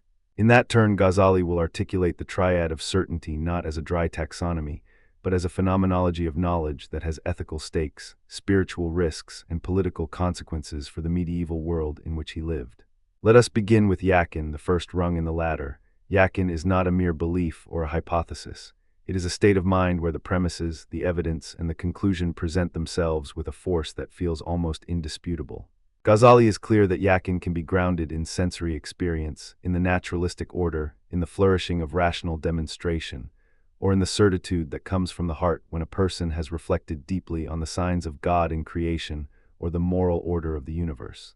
Yet he warns that yakin, in its ordinary form, is fragile. It can be eroded by doubts that spring from error in perception, from misinterpretation of signs, or from pride that refuses to bow before a truth felt to be inconvenient. Yakin, then, is a strong form of knowledge, but not yet the full interior certainty that reshapes the will and the self. How does Ghazali conceive the origin of yakin? He is clear that the world must be intelligible. There must be a rational order to things such that the mind can sift through signs and demonstrations to reach conclusions about God, the soul, and the moral life. Sense perception is indispensable for acquiring knowledge of the world. Without senses, we would have no empirical grip on reality, but Ghazali insists that sense alone does not anchor the deepest truths. The senses deliver data, the mind must interpret them. Here the imagination steps in, not as a mere picture-making faculty, but as a mediator between sensation and reason, a capacity that can mislead when starved of discipline or trained by habit toward illusion. The imagination can clothe signs with images that misrepresent reality, or it can illuminate them by guiding the intellect toward more accurate understanding. Ghazali's own critique of the philosophers centers on the way they lean too heavily on a rationalist confidence that the signs of nature and the forms of argument can carry us to secure knowledge of God. He agrees that reason must be used, but he insists the terrain is not fully mapeable by reason alone. Reason, in Ghazali's account, is a powerful tool when properly bounded. The rational faculty can demonstrate, for example, the necessity of a first cause, the orderliness of the cosmos, the moral architecture of human life, and the coherence of monotheism with ethical responsibility. Reason, however, has a limit, especially when it comes to the divine essence and the most intimate attributes of God. The Quran, for Ghazali, is not a mere supplement to reason, but a revelation that rational inquiry must test and illuminate, never supplant. Yet even revelation does not crush the role of reason. It provides a framework for interpreting signs, calibrates the expectations of the mind, and directs inquiry toward ends that are ethically and spiritually meaningful. In this sense, yakin is never far from the ethical life. When reason, contemplation, and disciplined pursuit of truth converge, a person becomes more capable of living justly, worshipfully, and compassionately. Then we come to haqqul yakin, the second rung, what Ghazali calls the reality of certainty. This is not simply a stronger belief, it is a transformation, a deeper interior conviction that arises when the mind, heart, and will have undergone a transmutation. Haqqul yakin is often acquired through experiential realization, especially in the Sufi-inflected portion of Ghazali's corpus, where the lover of God discovers truth not by syllogism alone but by inner encountering, by signs that are perceived with the inward eye of the heart as much as by the outward senses. Here the process becomes more dramatic and personal. A person who has lived in a state of routine piety, a ritualist, a moral agent, a student of scripture, may, through sustained contemplation, moral discipline, and the purification of the heart, encounter occurrences that seem to go beyond ordinary explanation. The Quranic verses begin to resonate not merely as statements about God, but as living truths within the soul. The unshakable certainty of haqqul yakin often entails a reframing of one's life.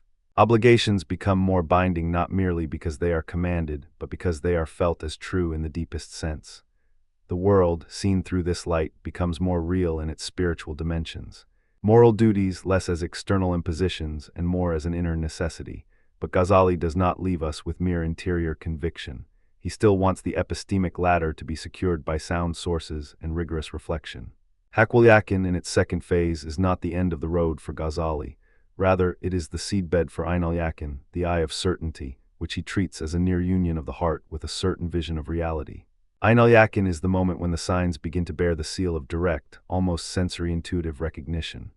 To those who have tasted this kind of knowledge, the world is not merely eloquent but radiant with truth. The heart in this moment does not merely assent to propositions about God. It beholds aspects of God, of divine beauty, of the unity of the cosmos, in a way that mere reasoning or even ordinary faith could not fully render. The eye sees not only the sun but the light behind it, so to speak. The distinctions between essence and attribute, between God and the world, become clearer, though never exhaustively describable in language. Let us bring this to life with two vivid examples that Ghazali would likely approve of, because they illuminate his insistence that belief can become knowledge through experience, and that the heart's encounter, rightly guided, can yield certainty that reasons alone might miss. First, consider the gradual deepening of ordinary faith into Hakul-Yakin through experiential realization.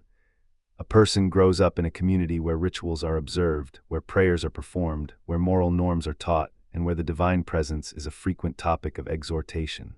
The initial confidence is yakin, a faith grounded in teaching, in the authority of scriptures, in the social practice that binds a community together. Yet Ghazali invites us to imagine a time when circumstances force a person to confront the fragility of that ordinary certitude. Suppose the world facing the believer changes in a way that reveals a truth beyond conventional explanation. A sudden mercy felt at a moment of utter helplessness, a sense of being carried through an ordeal, a quiet, persistent sense of an ordering intelligence behind the chaos of life. In such moments the signs do not disappear, they intensify. The person's attention sharpens, memory clarifies the sequence of events, a consistent pattern emerges, every need is met through unknown channels, every crisis resolved in ways that feel beyond one's own planning or control. If the practice of prayer, restraint, and moral cultivation continues, the heart begins to read the signs with greater fidelity. The result is not only reassurance but interior conviction that what was previously known by authority now stands as a lived reality, Hakul-Yakin. The world's ordinary phenomena, sunrise, seasons, the breath between breaths, acts of kindness, are reframed. They become signs not of a distant order, but of a living, relational reality in which God is the source, sustainer, and end. This is not a dry philosophical conversion. It is a felt conversion, a reorientation of the entire person toward reality as it is seen through inward seeing, a rescripting of the self so that moral choices align with a truth that has become intimate. Second, Ghazali's account of God's necessary existence and attributes offers another way to envisage Ain-al-Yakin. In his famous insistence on God as the necessary existent, Ghazali aligns with the broader theological tradition of the Islamic rationalists and traditionalists, though his method remains distinct. The concept, wajib al-wujud, is not a mere rhetorical move, it is the anchor of metaphysical grounding. The necessary existence is that whose being is not contingent on anything else, the source of all contingency, the foundational reason for anything that exists. In the experience of Ain-al-Yakin, the square of that metaphysical necessity becomes more than a logical proposition. It becomes a living sense of dependence, of the cosmos pointing back to a source that is not merely the first cause, but the intelligible, personal, and willful ground of all that is. The attribute discussion follows the same pattern in Ghazali's thought. If one insists on attributing to God whatever human beings understand by power, knowledge, will, or hearing, to do so without caution risks collapsing into a category mistake or into anthropomorphism. The eye of certitude, in other words, does not naively identify God with the universe's effects. It perceives, in the heart's illumination, the unity of God's essence and the divine attributes in a manner that remains beyond the reach of discursive explanation and requires reverent interpretation, aided by revelation and theological discipline. This is where wahi, the revelation, enters the scene as the framework that anchors the ascent. Ghazali does not treat revelation as a mere supplement to reason. He treats it as a necessary confirmation and a corrective to the reasoning that would overstep its rightful boundaries. The Quran is not a dull catalogue of propositions about God. It is a living, moral, transformative text that shapes the way the mind should proceed. Wahi provides content, but it also provides a norm, a way of testing the reliability of internal signs, a guard against self-deception, and a path toward truth that the merely naturalistic method cannot supply.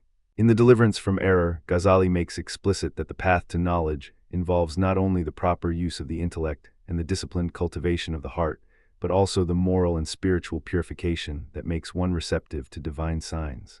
Without this purification, even strong yakin may languish in arrogance, and the inner life may become a theater of rationalist pride rather than a relation to a reality that surpasses human capacity.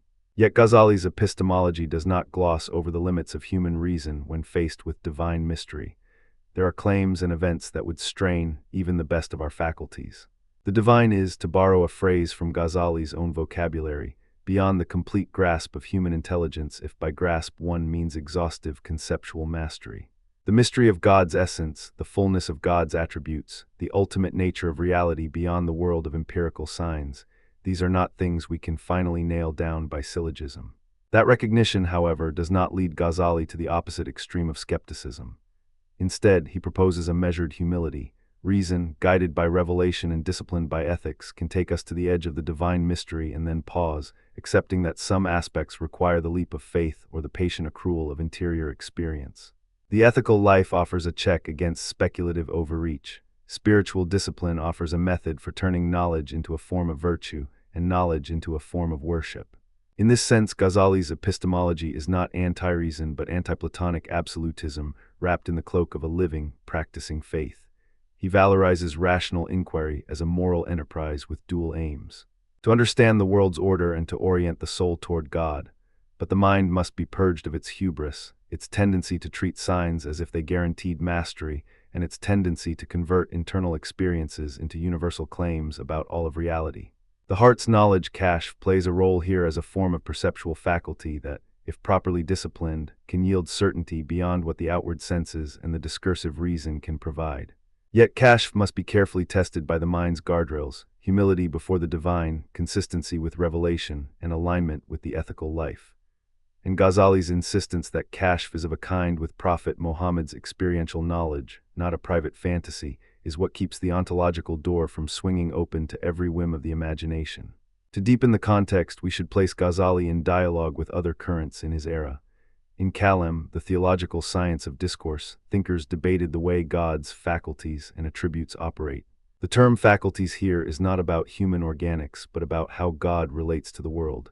Does God possess attributes in a manner analogous to human attributes? The Ash'ari position, with which Ghazali often aligns, stresses that God's attributes are not separate existences, but signs of his unity. They are personal attributes that do not require a compositional conjunction with essence. They are not things perched in the divine essence, but are the divine acts and signs that manifest in creation and revelation. The Kalam debate about God's attributes, how they relate to God's essence and how we may speak of them, forms a crucial backdrop for Ghazali's insistence on the limits of rational language when describing the divine. Against this, the Falasifa insisted on rational demonstration in metaphysics, offering arguments for God's existence and for the nature of the cosmos that sometimes presumed a unity and necessity discoverable by reason alone. Avicenna's proofs for God, the idea of the necessary existent, and the chain of emanations from the One all tried to make sense of God through rational architecture. Ghazali's critique is not a sheer reversal of their conclusions, but a critique of the assumption that rational demonstration can stand apart from spiritual or experiential transformation. He wants to re-anchor philosophy within a theologically disciplined and morally formed horizon. He agrees that such proofs have a place, but he warns that the end of theoretical argument is not the end of the inquiry. Rather, they are a means toward the reality that revelation places before the seeker. In the same breath, Ghazali engages with a separate but entwined tradition, Sufi epistemology. There he confronts a more interior route to knowledge, where the heart's experiences and the soul's purifications are central. The Sufi path yields kashf, unveiling, which to many of Ghazali's interlocutors is precisely the kind of direct, interior certainty that can illuminate God's nature and the meaning of life. Ghazali does not reject this entirely. He validates its transformative potential, but he also urges caution. For he knows that the heart can be deceived by fantasies of spiritual superiority, by the ego's wish to pass for illumination, or by imitation of signs without genuine moral reorientation. The balance he seeks is threefold: keep the rational method in view, allow revelation to calibrate and correct what the heart discerns, and discipline the inner life through ethical intention, so that the gaze into the divine does not become a mere inward bliss, but a submission to the divine will in action and in service. To see how these strands develop in the larger medieval conversation, note how Ghazali's epistemology affected scholastic culture. In the same period that he wrote Tahafut al-Falasifa, the intellectual world of Islam shook with debates about reason, revelation, and the place of philosophy in religious life. Ghazali's attack on certain philosophers did not simply close the door on rational inquiry. It redirected the energy of intellectual life toward a robust form of theological ethics, a renewed emphasis on personal religious experience, and a more disciplined engagement with the sciences. The immediate reaction from many of the Falasifa, famously exemplified by Ibn Rushd, Averroes, in his Tahafut al-Tahafut, was to defend the integrity of philosophical demonstration against what they saw as Ghazali's misreading of Aristotle and Ibn Sina. Ibn Rushd argued that many of Ghazali's criticisms rested on misinterpretations of the philosopher's claims.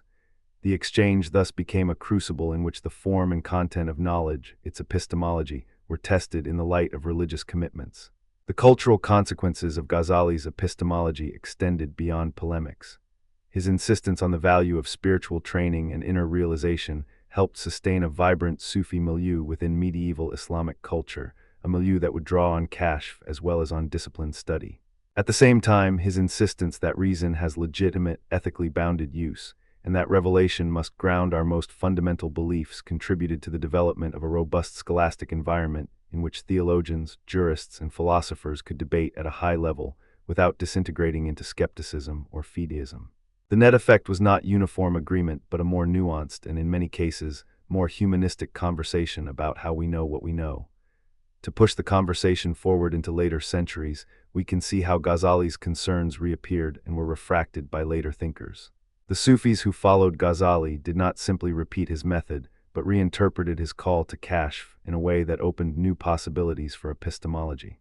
Ibn Arabi, one of the towering figures of late Islamic mysticism, offered a form of wisdom that placed the unity of being at the center, a framework that could accommodate both the inner longings of the heart and the outer demands of ethical life. For Ibn Arabi, the way knowledge radiates from the divine presence makes possible a universal metaphysical vision, in which the distinctions between self, world, and God are transformed by the divine love that underwrites all existence. The kashf here becomes a source of knowledge not only for philosophers and mystics, but for poets, jurists, and rulers seeking a more integrated life of contemplation and action. Later in the post-classical era, Mullah Sadra would push this synthesis even further by arguing for knowledge that emerges from the unity of existence through a process he calls transcendent theosophy, a synthesis of reason, experience, and spiritual illumination that yields a robust metaphysical system in which certainty arises from a coherent integration of what the heart perceives and what the mind can demonstrate. Ghazali's framework thus becomes a kind of seed bed, a seed that does not sprout into one single tree, but gives rise to a forest of interpretations and expansions. Now let us offer some more concrete cross-references to illustrate how Ghazali's epistemology interacts with the debates about God's faculties and attributes in Kalam, the proofs of Falsafa, and the later Sufi epistemology. In Kalam, a central issue concerned how God's attributes operate in relation to God's essence. Are they permanent and coextensive with God, or are they things added to the essence that help us speak about God? The Ash'ari line, which Ghazali often aligns with, keeps a certain distance from the Mutazilite speculation about an abstract attribute that must be reconceived to avoid assuming a created view of God's essence. Ghazali's approach is to preserve divine transcendence while making room for the meaningful language of attributes that humans can use to speak about God without thereby limiting God's uniqueness. This has direct implications for epistemology. If God's attributes are not separate beings but signs of a single divine reality, the mind's attempt to know God must proceed through signs that reveal that unity in a way that does not reduce God to a simple predicate. The result is a cautious but fruitful alignment of reason and revelation. On the side of Falsafa, the rationalists Ghazali fights against, Ghazali does not repudiate their demonstrations outright. He acknowledges that reason can reveal a basic architecture of the cosmos, a cosmos that implies a designer, a first cause, a necessary being, and a moral order. Yet he remains wary of allowing reason to pretend to knowledge of God's essence, or to sanction a universal metaphysical system that would disregard the role of divine revelation and moral formation. The critics point that rational demonstration alone could ground essential theological truths independent of revelation, stays in the background of Ghazali's polemic, always present as a challenge he meets rather than a path he abandons. Ghazali accepts the rationalists' insistence on coherence and necessity, but insists that the most significant claims about God and the way of life require more than demonstration. They require illumination, purification, and obedience. And what about modern critiques of Ghazali's epistemology, which question the legitimacy or universality of kashf or the reliability of heart-based knowledge? Critics from a modern sensibility have argued that interior experiences, especially when culturally conditioned, cannot reliably certify universal truths. They point to the possible distortions of religious experience, the contamination of the heart signals by social expectations, cognitive biases, and psychological states. Some philosophers and cognitive scientists would say that kashf resembles a form of introspection that is vulnerable to illusion, emotion, and social pressure, and thus cannot serve as the sole foundation for knowledge claims that must function across communities and times.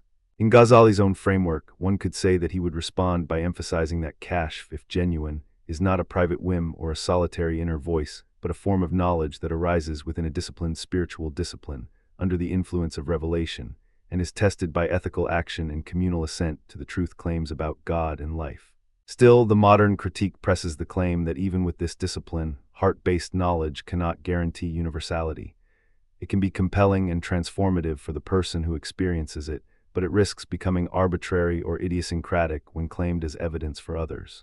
There are then two robust counterarguments to Ghazali's epistemology that deserve attention. The first comes from rationalist defenses that insist reason can establish essential theological truths, like God's existence, unity, and the moral order, without positing a necessary dependence on revelation or inner unveiling. These defenses would argue that the core metaphysical claims about God can be demonstrated through coherent rational argument, independent of any particular religious tradition or mystic experience. They would insist that the structure of reality, the principle of non-contradiction, the principle of sufficient reason, and the order of the cosmos all support a rational monotheism that resonates across cultures. In this view, Ghazali's insistence on wahi as a necessary anchoring factor may appear as a constraint or a supplementary path rather than the backbone of epistemology. The challenge is to articulate a robust, transparent account of how such rational demonstrations would be secure in the face of cross-cultural diversity of belief and the historical shifts in religious experience. The second counterargument comes from modern critiques of kashf and heart-based knowledge that question their universality and reliability. Critics would say, interior experiences vary widely across cultures, individuals, and contexts. If kashf is to serve as a dependable guide to truth, it must retain some form of objective cross-checking that is not reducible to private feeling. They would press for an account of how such experiences can be reconciled with external evidence, how they can be tested, and how one can avoid the danger of autosuggestion, wishful thinking, or the spiritual ego's self-justification.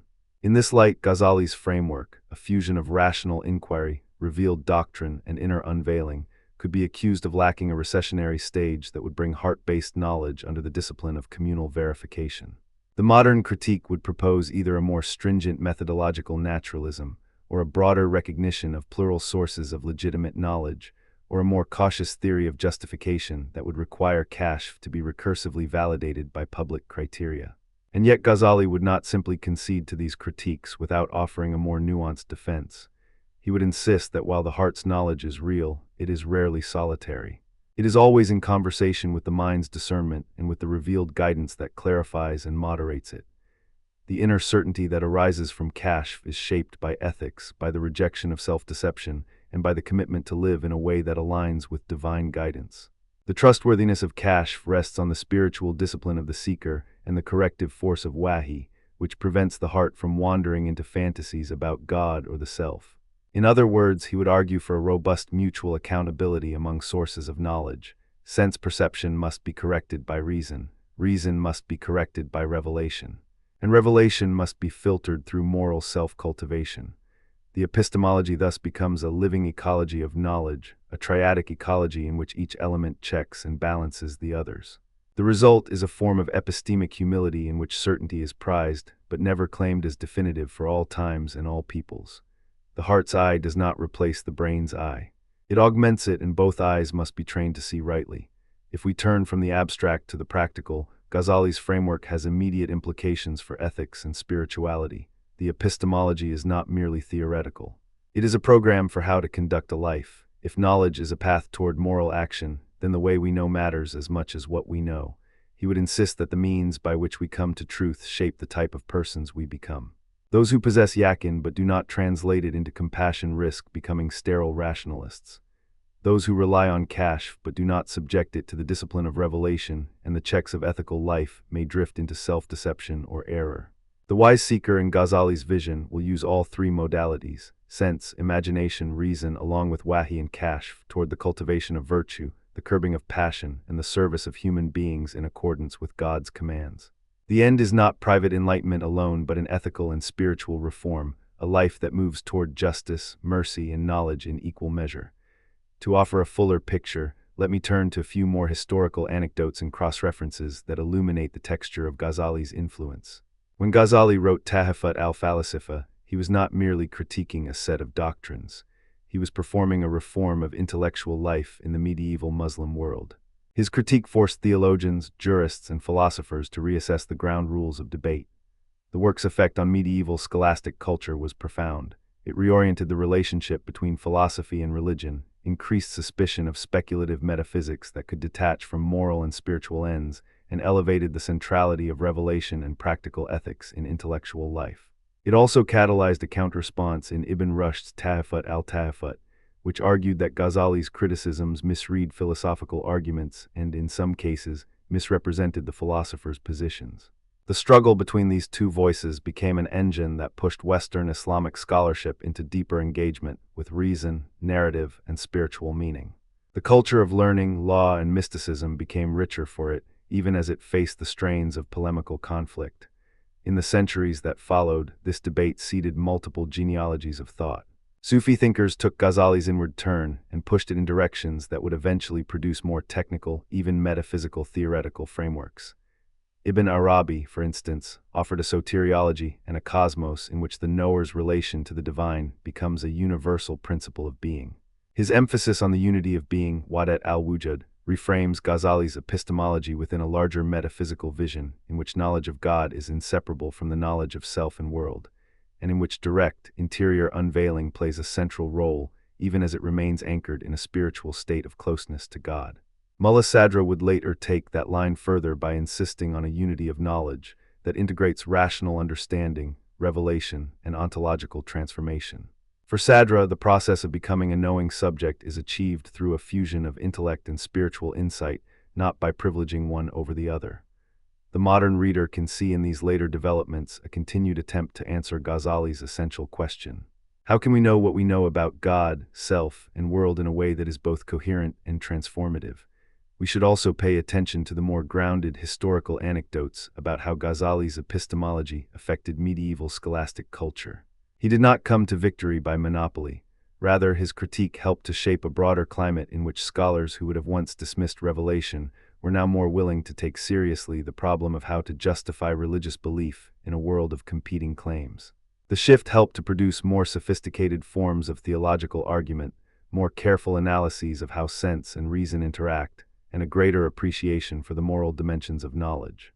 The insistence on the necessity of purification and the moral discipline that Ghazali emphasizes would influence the education of jurists and scholars who would interpret the law in light of spiritual aim.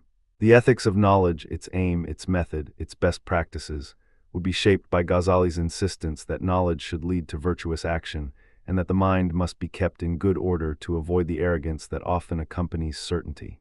Finally, to bring the segment to a close with a sense of continuity, consider what Ghazali's thought offers for contemporary readers who may think in modern terms about epistemology. The triadic structure yakin, hakwal yakin, ainal yakin offers a way to think about the levels at which we know or think we know. The initial confidence born of evidence, the deeper conviction produced by interior experience, and the almost luminous seeing that comes when intellect, heart, and revelation harmonize. Ghazali's insistence that sense perception, imagination, and reason all have legitimate roles, each with its proper scope, gives a model for how to cultivate a robust epistemology that can be both rigorous and humane. The place of revelation ensures that the inquiry remains anchored in a moral and spiritual horizon. The concept of kashf reminds us that inner experience can be a legitimate source, provided it is filtered through discipline, humility, and ethical life.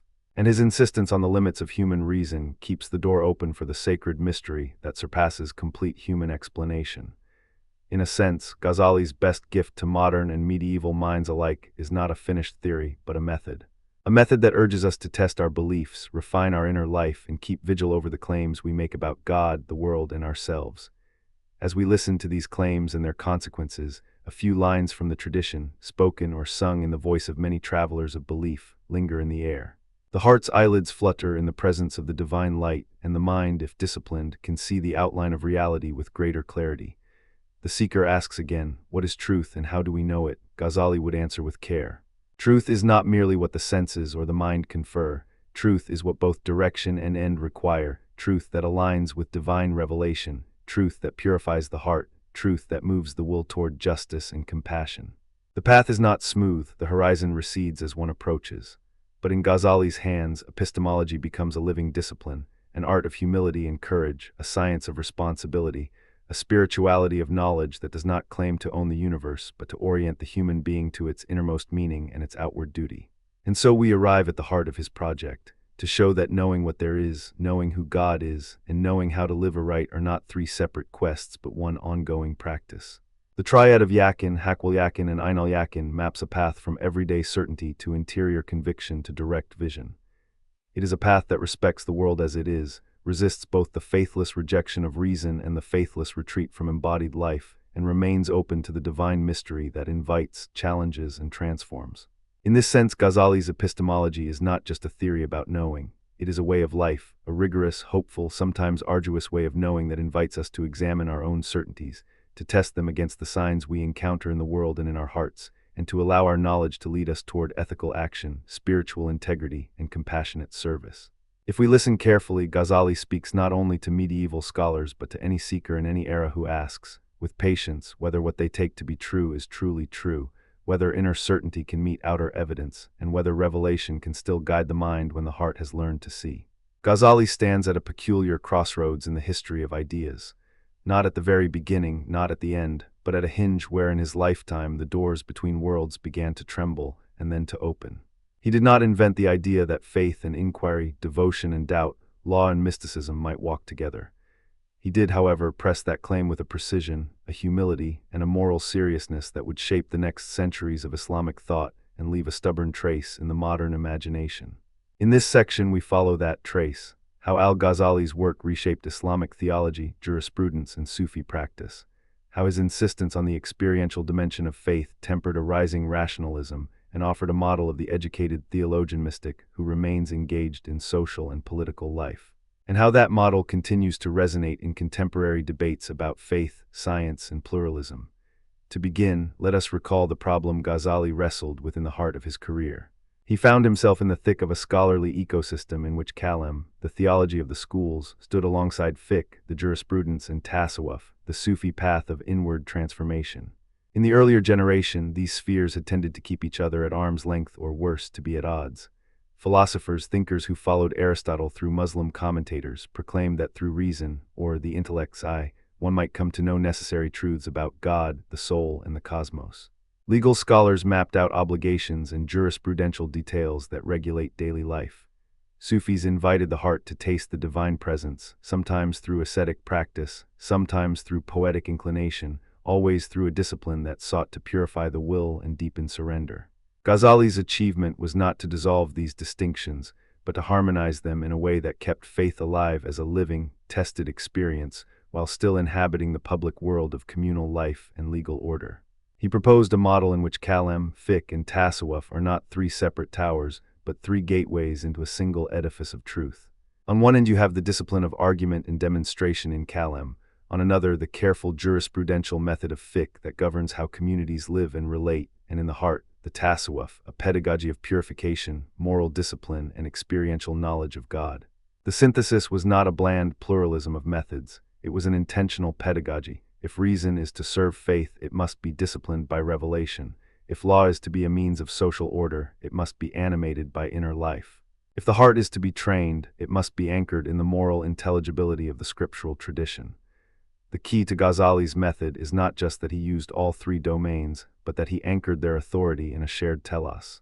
Salvation, which for him is the purification of the soul and the awakening to God's presence. In the opening chapters of his more famous works, you hear a repeated refrain, knowledge has to be lived. Belief has to be proven in the arena of experience and action, and truth must be joined to virtue and social responsibility. This is not an abstract harmony, it is a concrete program for life in the world.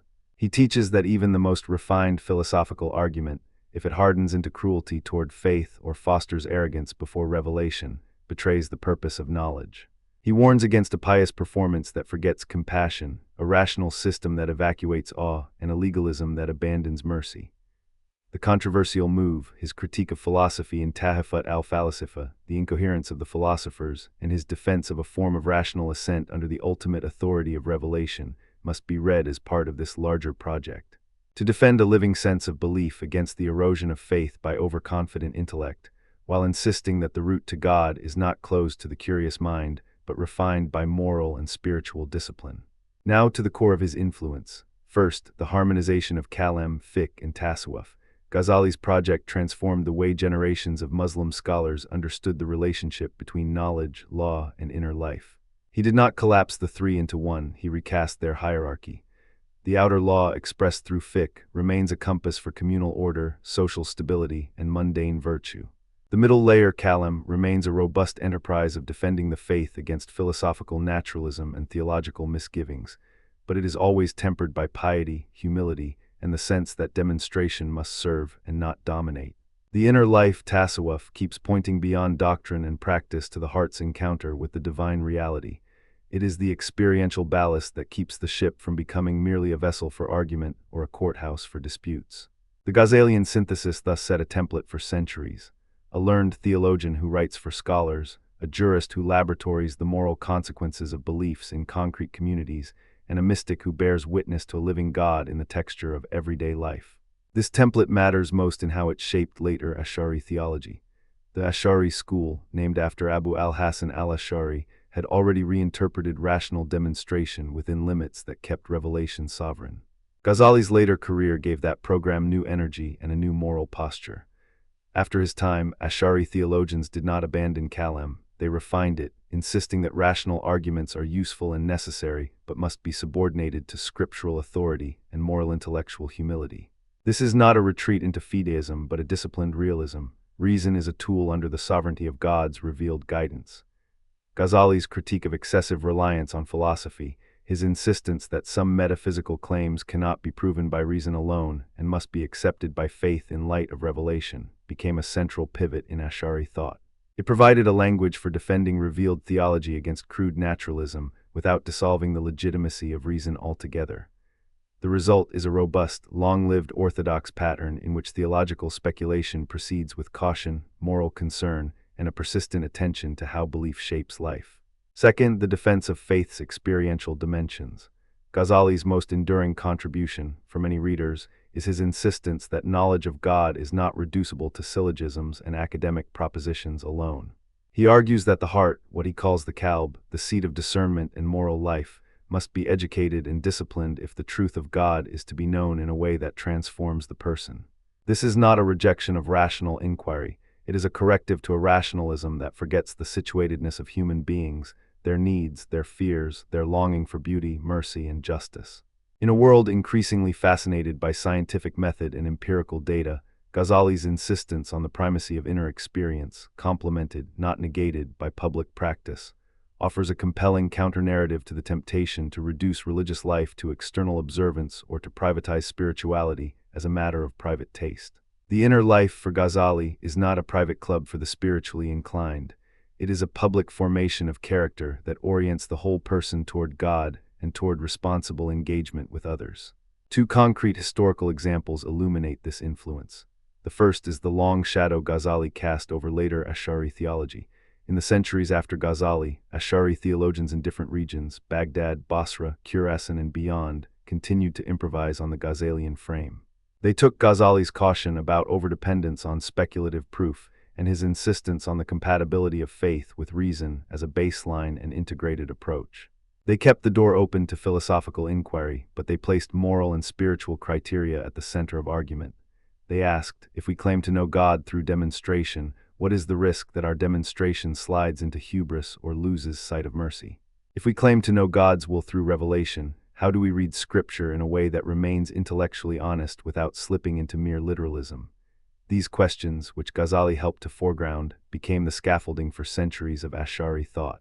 The result was a tradition that could engage with the rigor of legal theory, the depth of philosophical inquiry, and the warmth of spiritual practice in a single intellectual heartbeat.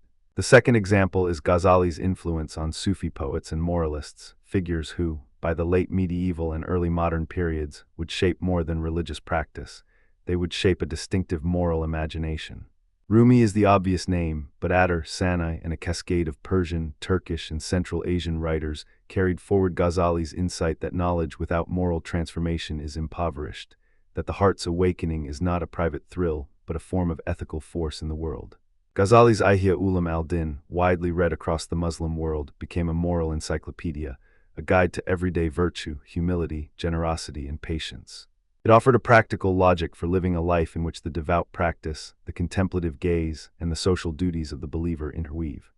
Sufi poets learned from Ghazali the art of turning philosophical reflection into spiritual pedagogy, of letting metaphysical speculation lead to acts of kindness, and of translating the language of divine presence into the color and rhythm of everyday life.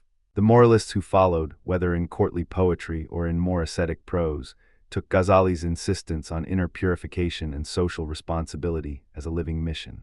The result is a literary and ethical heritage in which spiritual longing never shrinks from the social responsibilities of politics, governance, and public virtue. The story is not merely a line of continuity, however. There are tensions and counterarguments that test Ghazali's synthesis and insistence. First, the later rationalists who challenged his blending of reason and revelation. Think of the perennial tension within Islamic thought between those who place science and philosophy on a pedestal of autonomy and those who insist that revelation has the final say. In the wake of Ghazali's critique of the philosophers, a number of thinkers, both within the Islamic world and in its broader intellectual orbit, pushed back against what they saw as the narrowing effects of his reconciliation.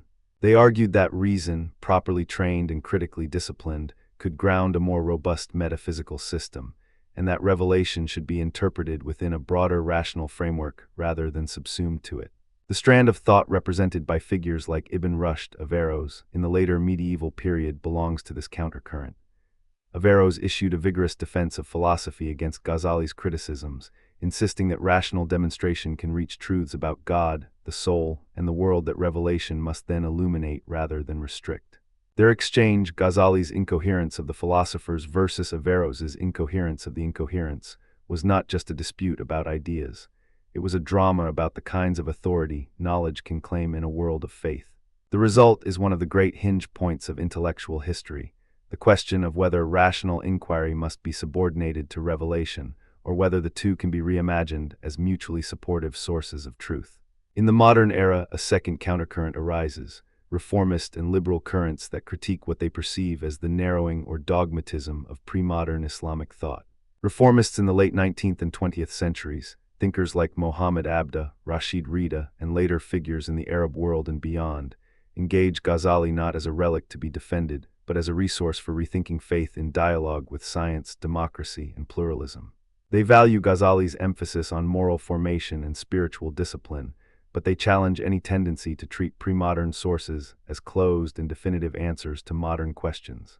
In their hands, Ghazali becomes a historical case study in how religious authority can be reimagined to meet new social realities. Education systems reformed to include critical thinking and scientific literacy. Public life open to plural voices, moral life anchored not only in ascetic discipline but in social justice, human rights, and civic responsibility. They argue that Ghazali's method, careful attention to the inner life coupled with a commitment to public virtue, can still be a rigorous posture for navigating contemporary dilemmas about technology, ecology, and global coexistence. Yet they warn against weaponizing his framework as a defense of tradition for its own sake, urging instead a dynamic, self-correcting faith that remains faithful to its spiritual core while engaging the world with intellectual honesty. Cross-references illuminate Ghazali's place in a broader ecosystem of thought. Averroes stands as a decisive interlocutor and foil. In the Latin West, the translations of Ghazali's critiques and of the broader sea of Islamic philosophical literature fed a scholastic curiosity that would eventually find its own, often contested, forms in the works of Thomas Aquinas and his contemporaries. The Christian scholastic reception did not simply absorb Islamic philosophy as a monolith. It wrestled with a fundamental question Ghazali crystallized: what is the proper relationship between reason and faith? The dialogue was not one way. Ghazali's critique of the philosophers provided a foil against which Latin Christian thinkers could sharpen arguments about the soul, eternity, causality, and divine omnipotence. The result was a cross-cultural fertilization that, however imperfect, pushed both Islamic and Christian thinkers toward deeper reflection on the limits and horizons of human knowledge. Within the modern Muslim world, traditionalist currents, often associated with a renewed emphasis on hadith, scriptural literalism, and skepticism toward speculative philosophy, are also part of Ghazali's legacy. These currents were energized by a sense that if rational inquiry becomes the primary arbiter of truth, religion becomes vulnerable to the winds of changing scientific and philosophical fashions. Ghazali's insistence that the heart must be trained and that moral life is inextricable from doctrinal fidelity provides a resource for defending religious seriousness against both secular rationalism and moral relativism. Yet this same Ghazali is invoked by reformists and liberals, not as a dogmatic pole, but as a reminder that faith must engage with the rest of civilization through education, ethical accountability, and humility before the vastness of truth. The modern reception of Ghazali thus reveals a spectrum, a living tradition that uses his insights to argue for pluralism, critical thinking, and social responsibility, rather than a fossilized monument to a bygone age. This is not only a conversation about what Ghazali thought, it is a meditation on how a single thinker can become a reference point for a long-facing modern moment. The cross-referencing with Averroes helps us see how a culture that valued philosophy in one era could pivot toward a different kind of fidelity in another. The cross-reference with modern currents, traditionalist, reformist, liberal, helps us see that Ghazali's project persists not as a static doctrine, but as a living grammar for negotiating the pressures of new knowledge, new technologies, and new forms of social life. And the cross-reference to non-Islamic reception, Latin translations, and Christian scholastic engagement reminds us that in the exchange between civilizations, ideas move in unpredictable ways, sometimes strengthening faith, sometimes testing it, but always widening the horizon of what counts as a serious inquiry into the divine and the good. Let us add two more strands that ground this discussion in lived reality. First, the real-world implications for juristic life and institutional authority. Ghazali's synthesis tells jurists and scholars that law is not a mere arithmetic of commands. It is a moral instrument designed to form virtuous citizens and compassionate communities. This means a jurisprudence that is careful about legal maximalism, mindful of the social consequences of rulings, and receptive to the inner state of persons who must live with the law's demands. It also means that the learned class, whether in Baghdad's schools, Nishapur's courts, or Cairo's mosques, must be morally answerable to the communities they serve. The moral imagination that Ghazali champions, the one that sees spiritual life as inseparable from social responsibility, becomes a standard by which religious authority is judged. In a modern global context, this translates into commitments to ethics and technology, to privacy and human dignity, to public accountability for religious institutions, and to pluralism that respects difference while inviting deeper conversation about shared human values. Second, the Sufi and moral literary impact continues to resonate in contemporary spiritual practice. When we read poets like Rumi or Adar, or when we encounter modern writers who translate that line of spiritual pursuit into the language of the present, Ghazali's fingerprints appear in the insistence that spiritual growth is not a solitary esoteric pursuit, but a form of inner life that informs how one treats others, engages with power, and cultivates compassion. The moralist Ghazali stands behind the ethical weight of Sufi poetry, a poetry that is at once ecstatic and disciplined, that speaks of love as a transformative force that must be disciplined by humility, and that recognizes that true knowledge changes the world because it changes the person who knows. In a global era of rapid technological change, Ghazali's insistence on a spiritually informed life provides a counterbalance to techno-utopian dreams and to cynical techno-realism alike. His approach proposes a way of living with science and machine that remains faithful to wonder, to accountability, and to the stubbornly human questions about meaning, purpose, and care for the other. To offer more concrete links to historical and contemporary voices, consider two brief but telling portraits. The first is Ghazali's influence on later Ash'ari theology. In the centuries after Ghazali, thinkers who identified with Ash'ari orthodoxy took up his method of balancing rational argument with scriptural authority and moral concern. They asked questions that echo Ghazali's own. How can we preserve the integrity of belief in the face of new philosophical proposals? How can we defend divine unity and predestination without severing the moral life from cognition? How can law, reason, and interior conversion inform one another in a single, coherent picture of faith? In this continuity lies a political as well as a theological axis. Ash'ari theology, linked to the institutional life of the Muslim world, provided a common ground for diverse communities to inhabit a shared religious space even as empires changed and new frontiers opened. Ghazali's legacy, then, resides not in a single sentence in a treatise, but in a method and a posture that allowed religious life to persist in a world of shifting political and intellectual winds. The second portrait is Ghazali's substantial effect on Sufi poets and moralists, especially in Persian and Turkish literary cultures. Rumi's ecstatic vision of divine love, Attar's parables of the heart's journey, and the later Turkish and Persian writers who meditated on virtue and renunciation all trace a path back to Ghazali's insistence that the heart must be trained, that inner transformation must be visible in outward conduct, and that spiritual practice is also moral practice in the public square.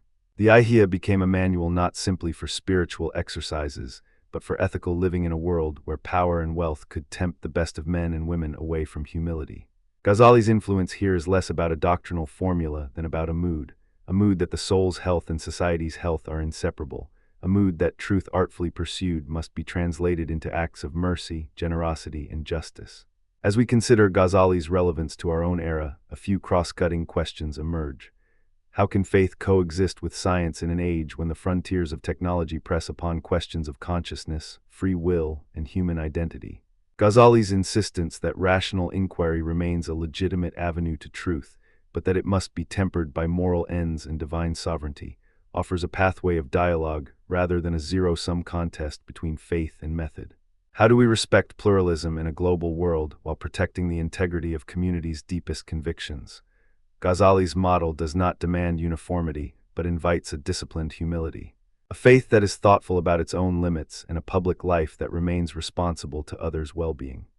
In a time when religious communities encounter both the pressures of secular modernity and the lure of exclusive doctrinal claims, Ghazali's fusion of inward transformation with outward accountability provides a generous, demanding, and practical framework for living with difference and with critique. Let me close with a final meditation in the spirit of Ghazali himself. He was, in many ways, a patient realist, a man who believed in the necessity of argument, the truth-seeking energy of the intellect, the moral seriousness of law, and the redemptive power of the heart. He was also a practitioner who did not pretend that the path to God is free of pain, doubt, or struggle.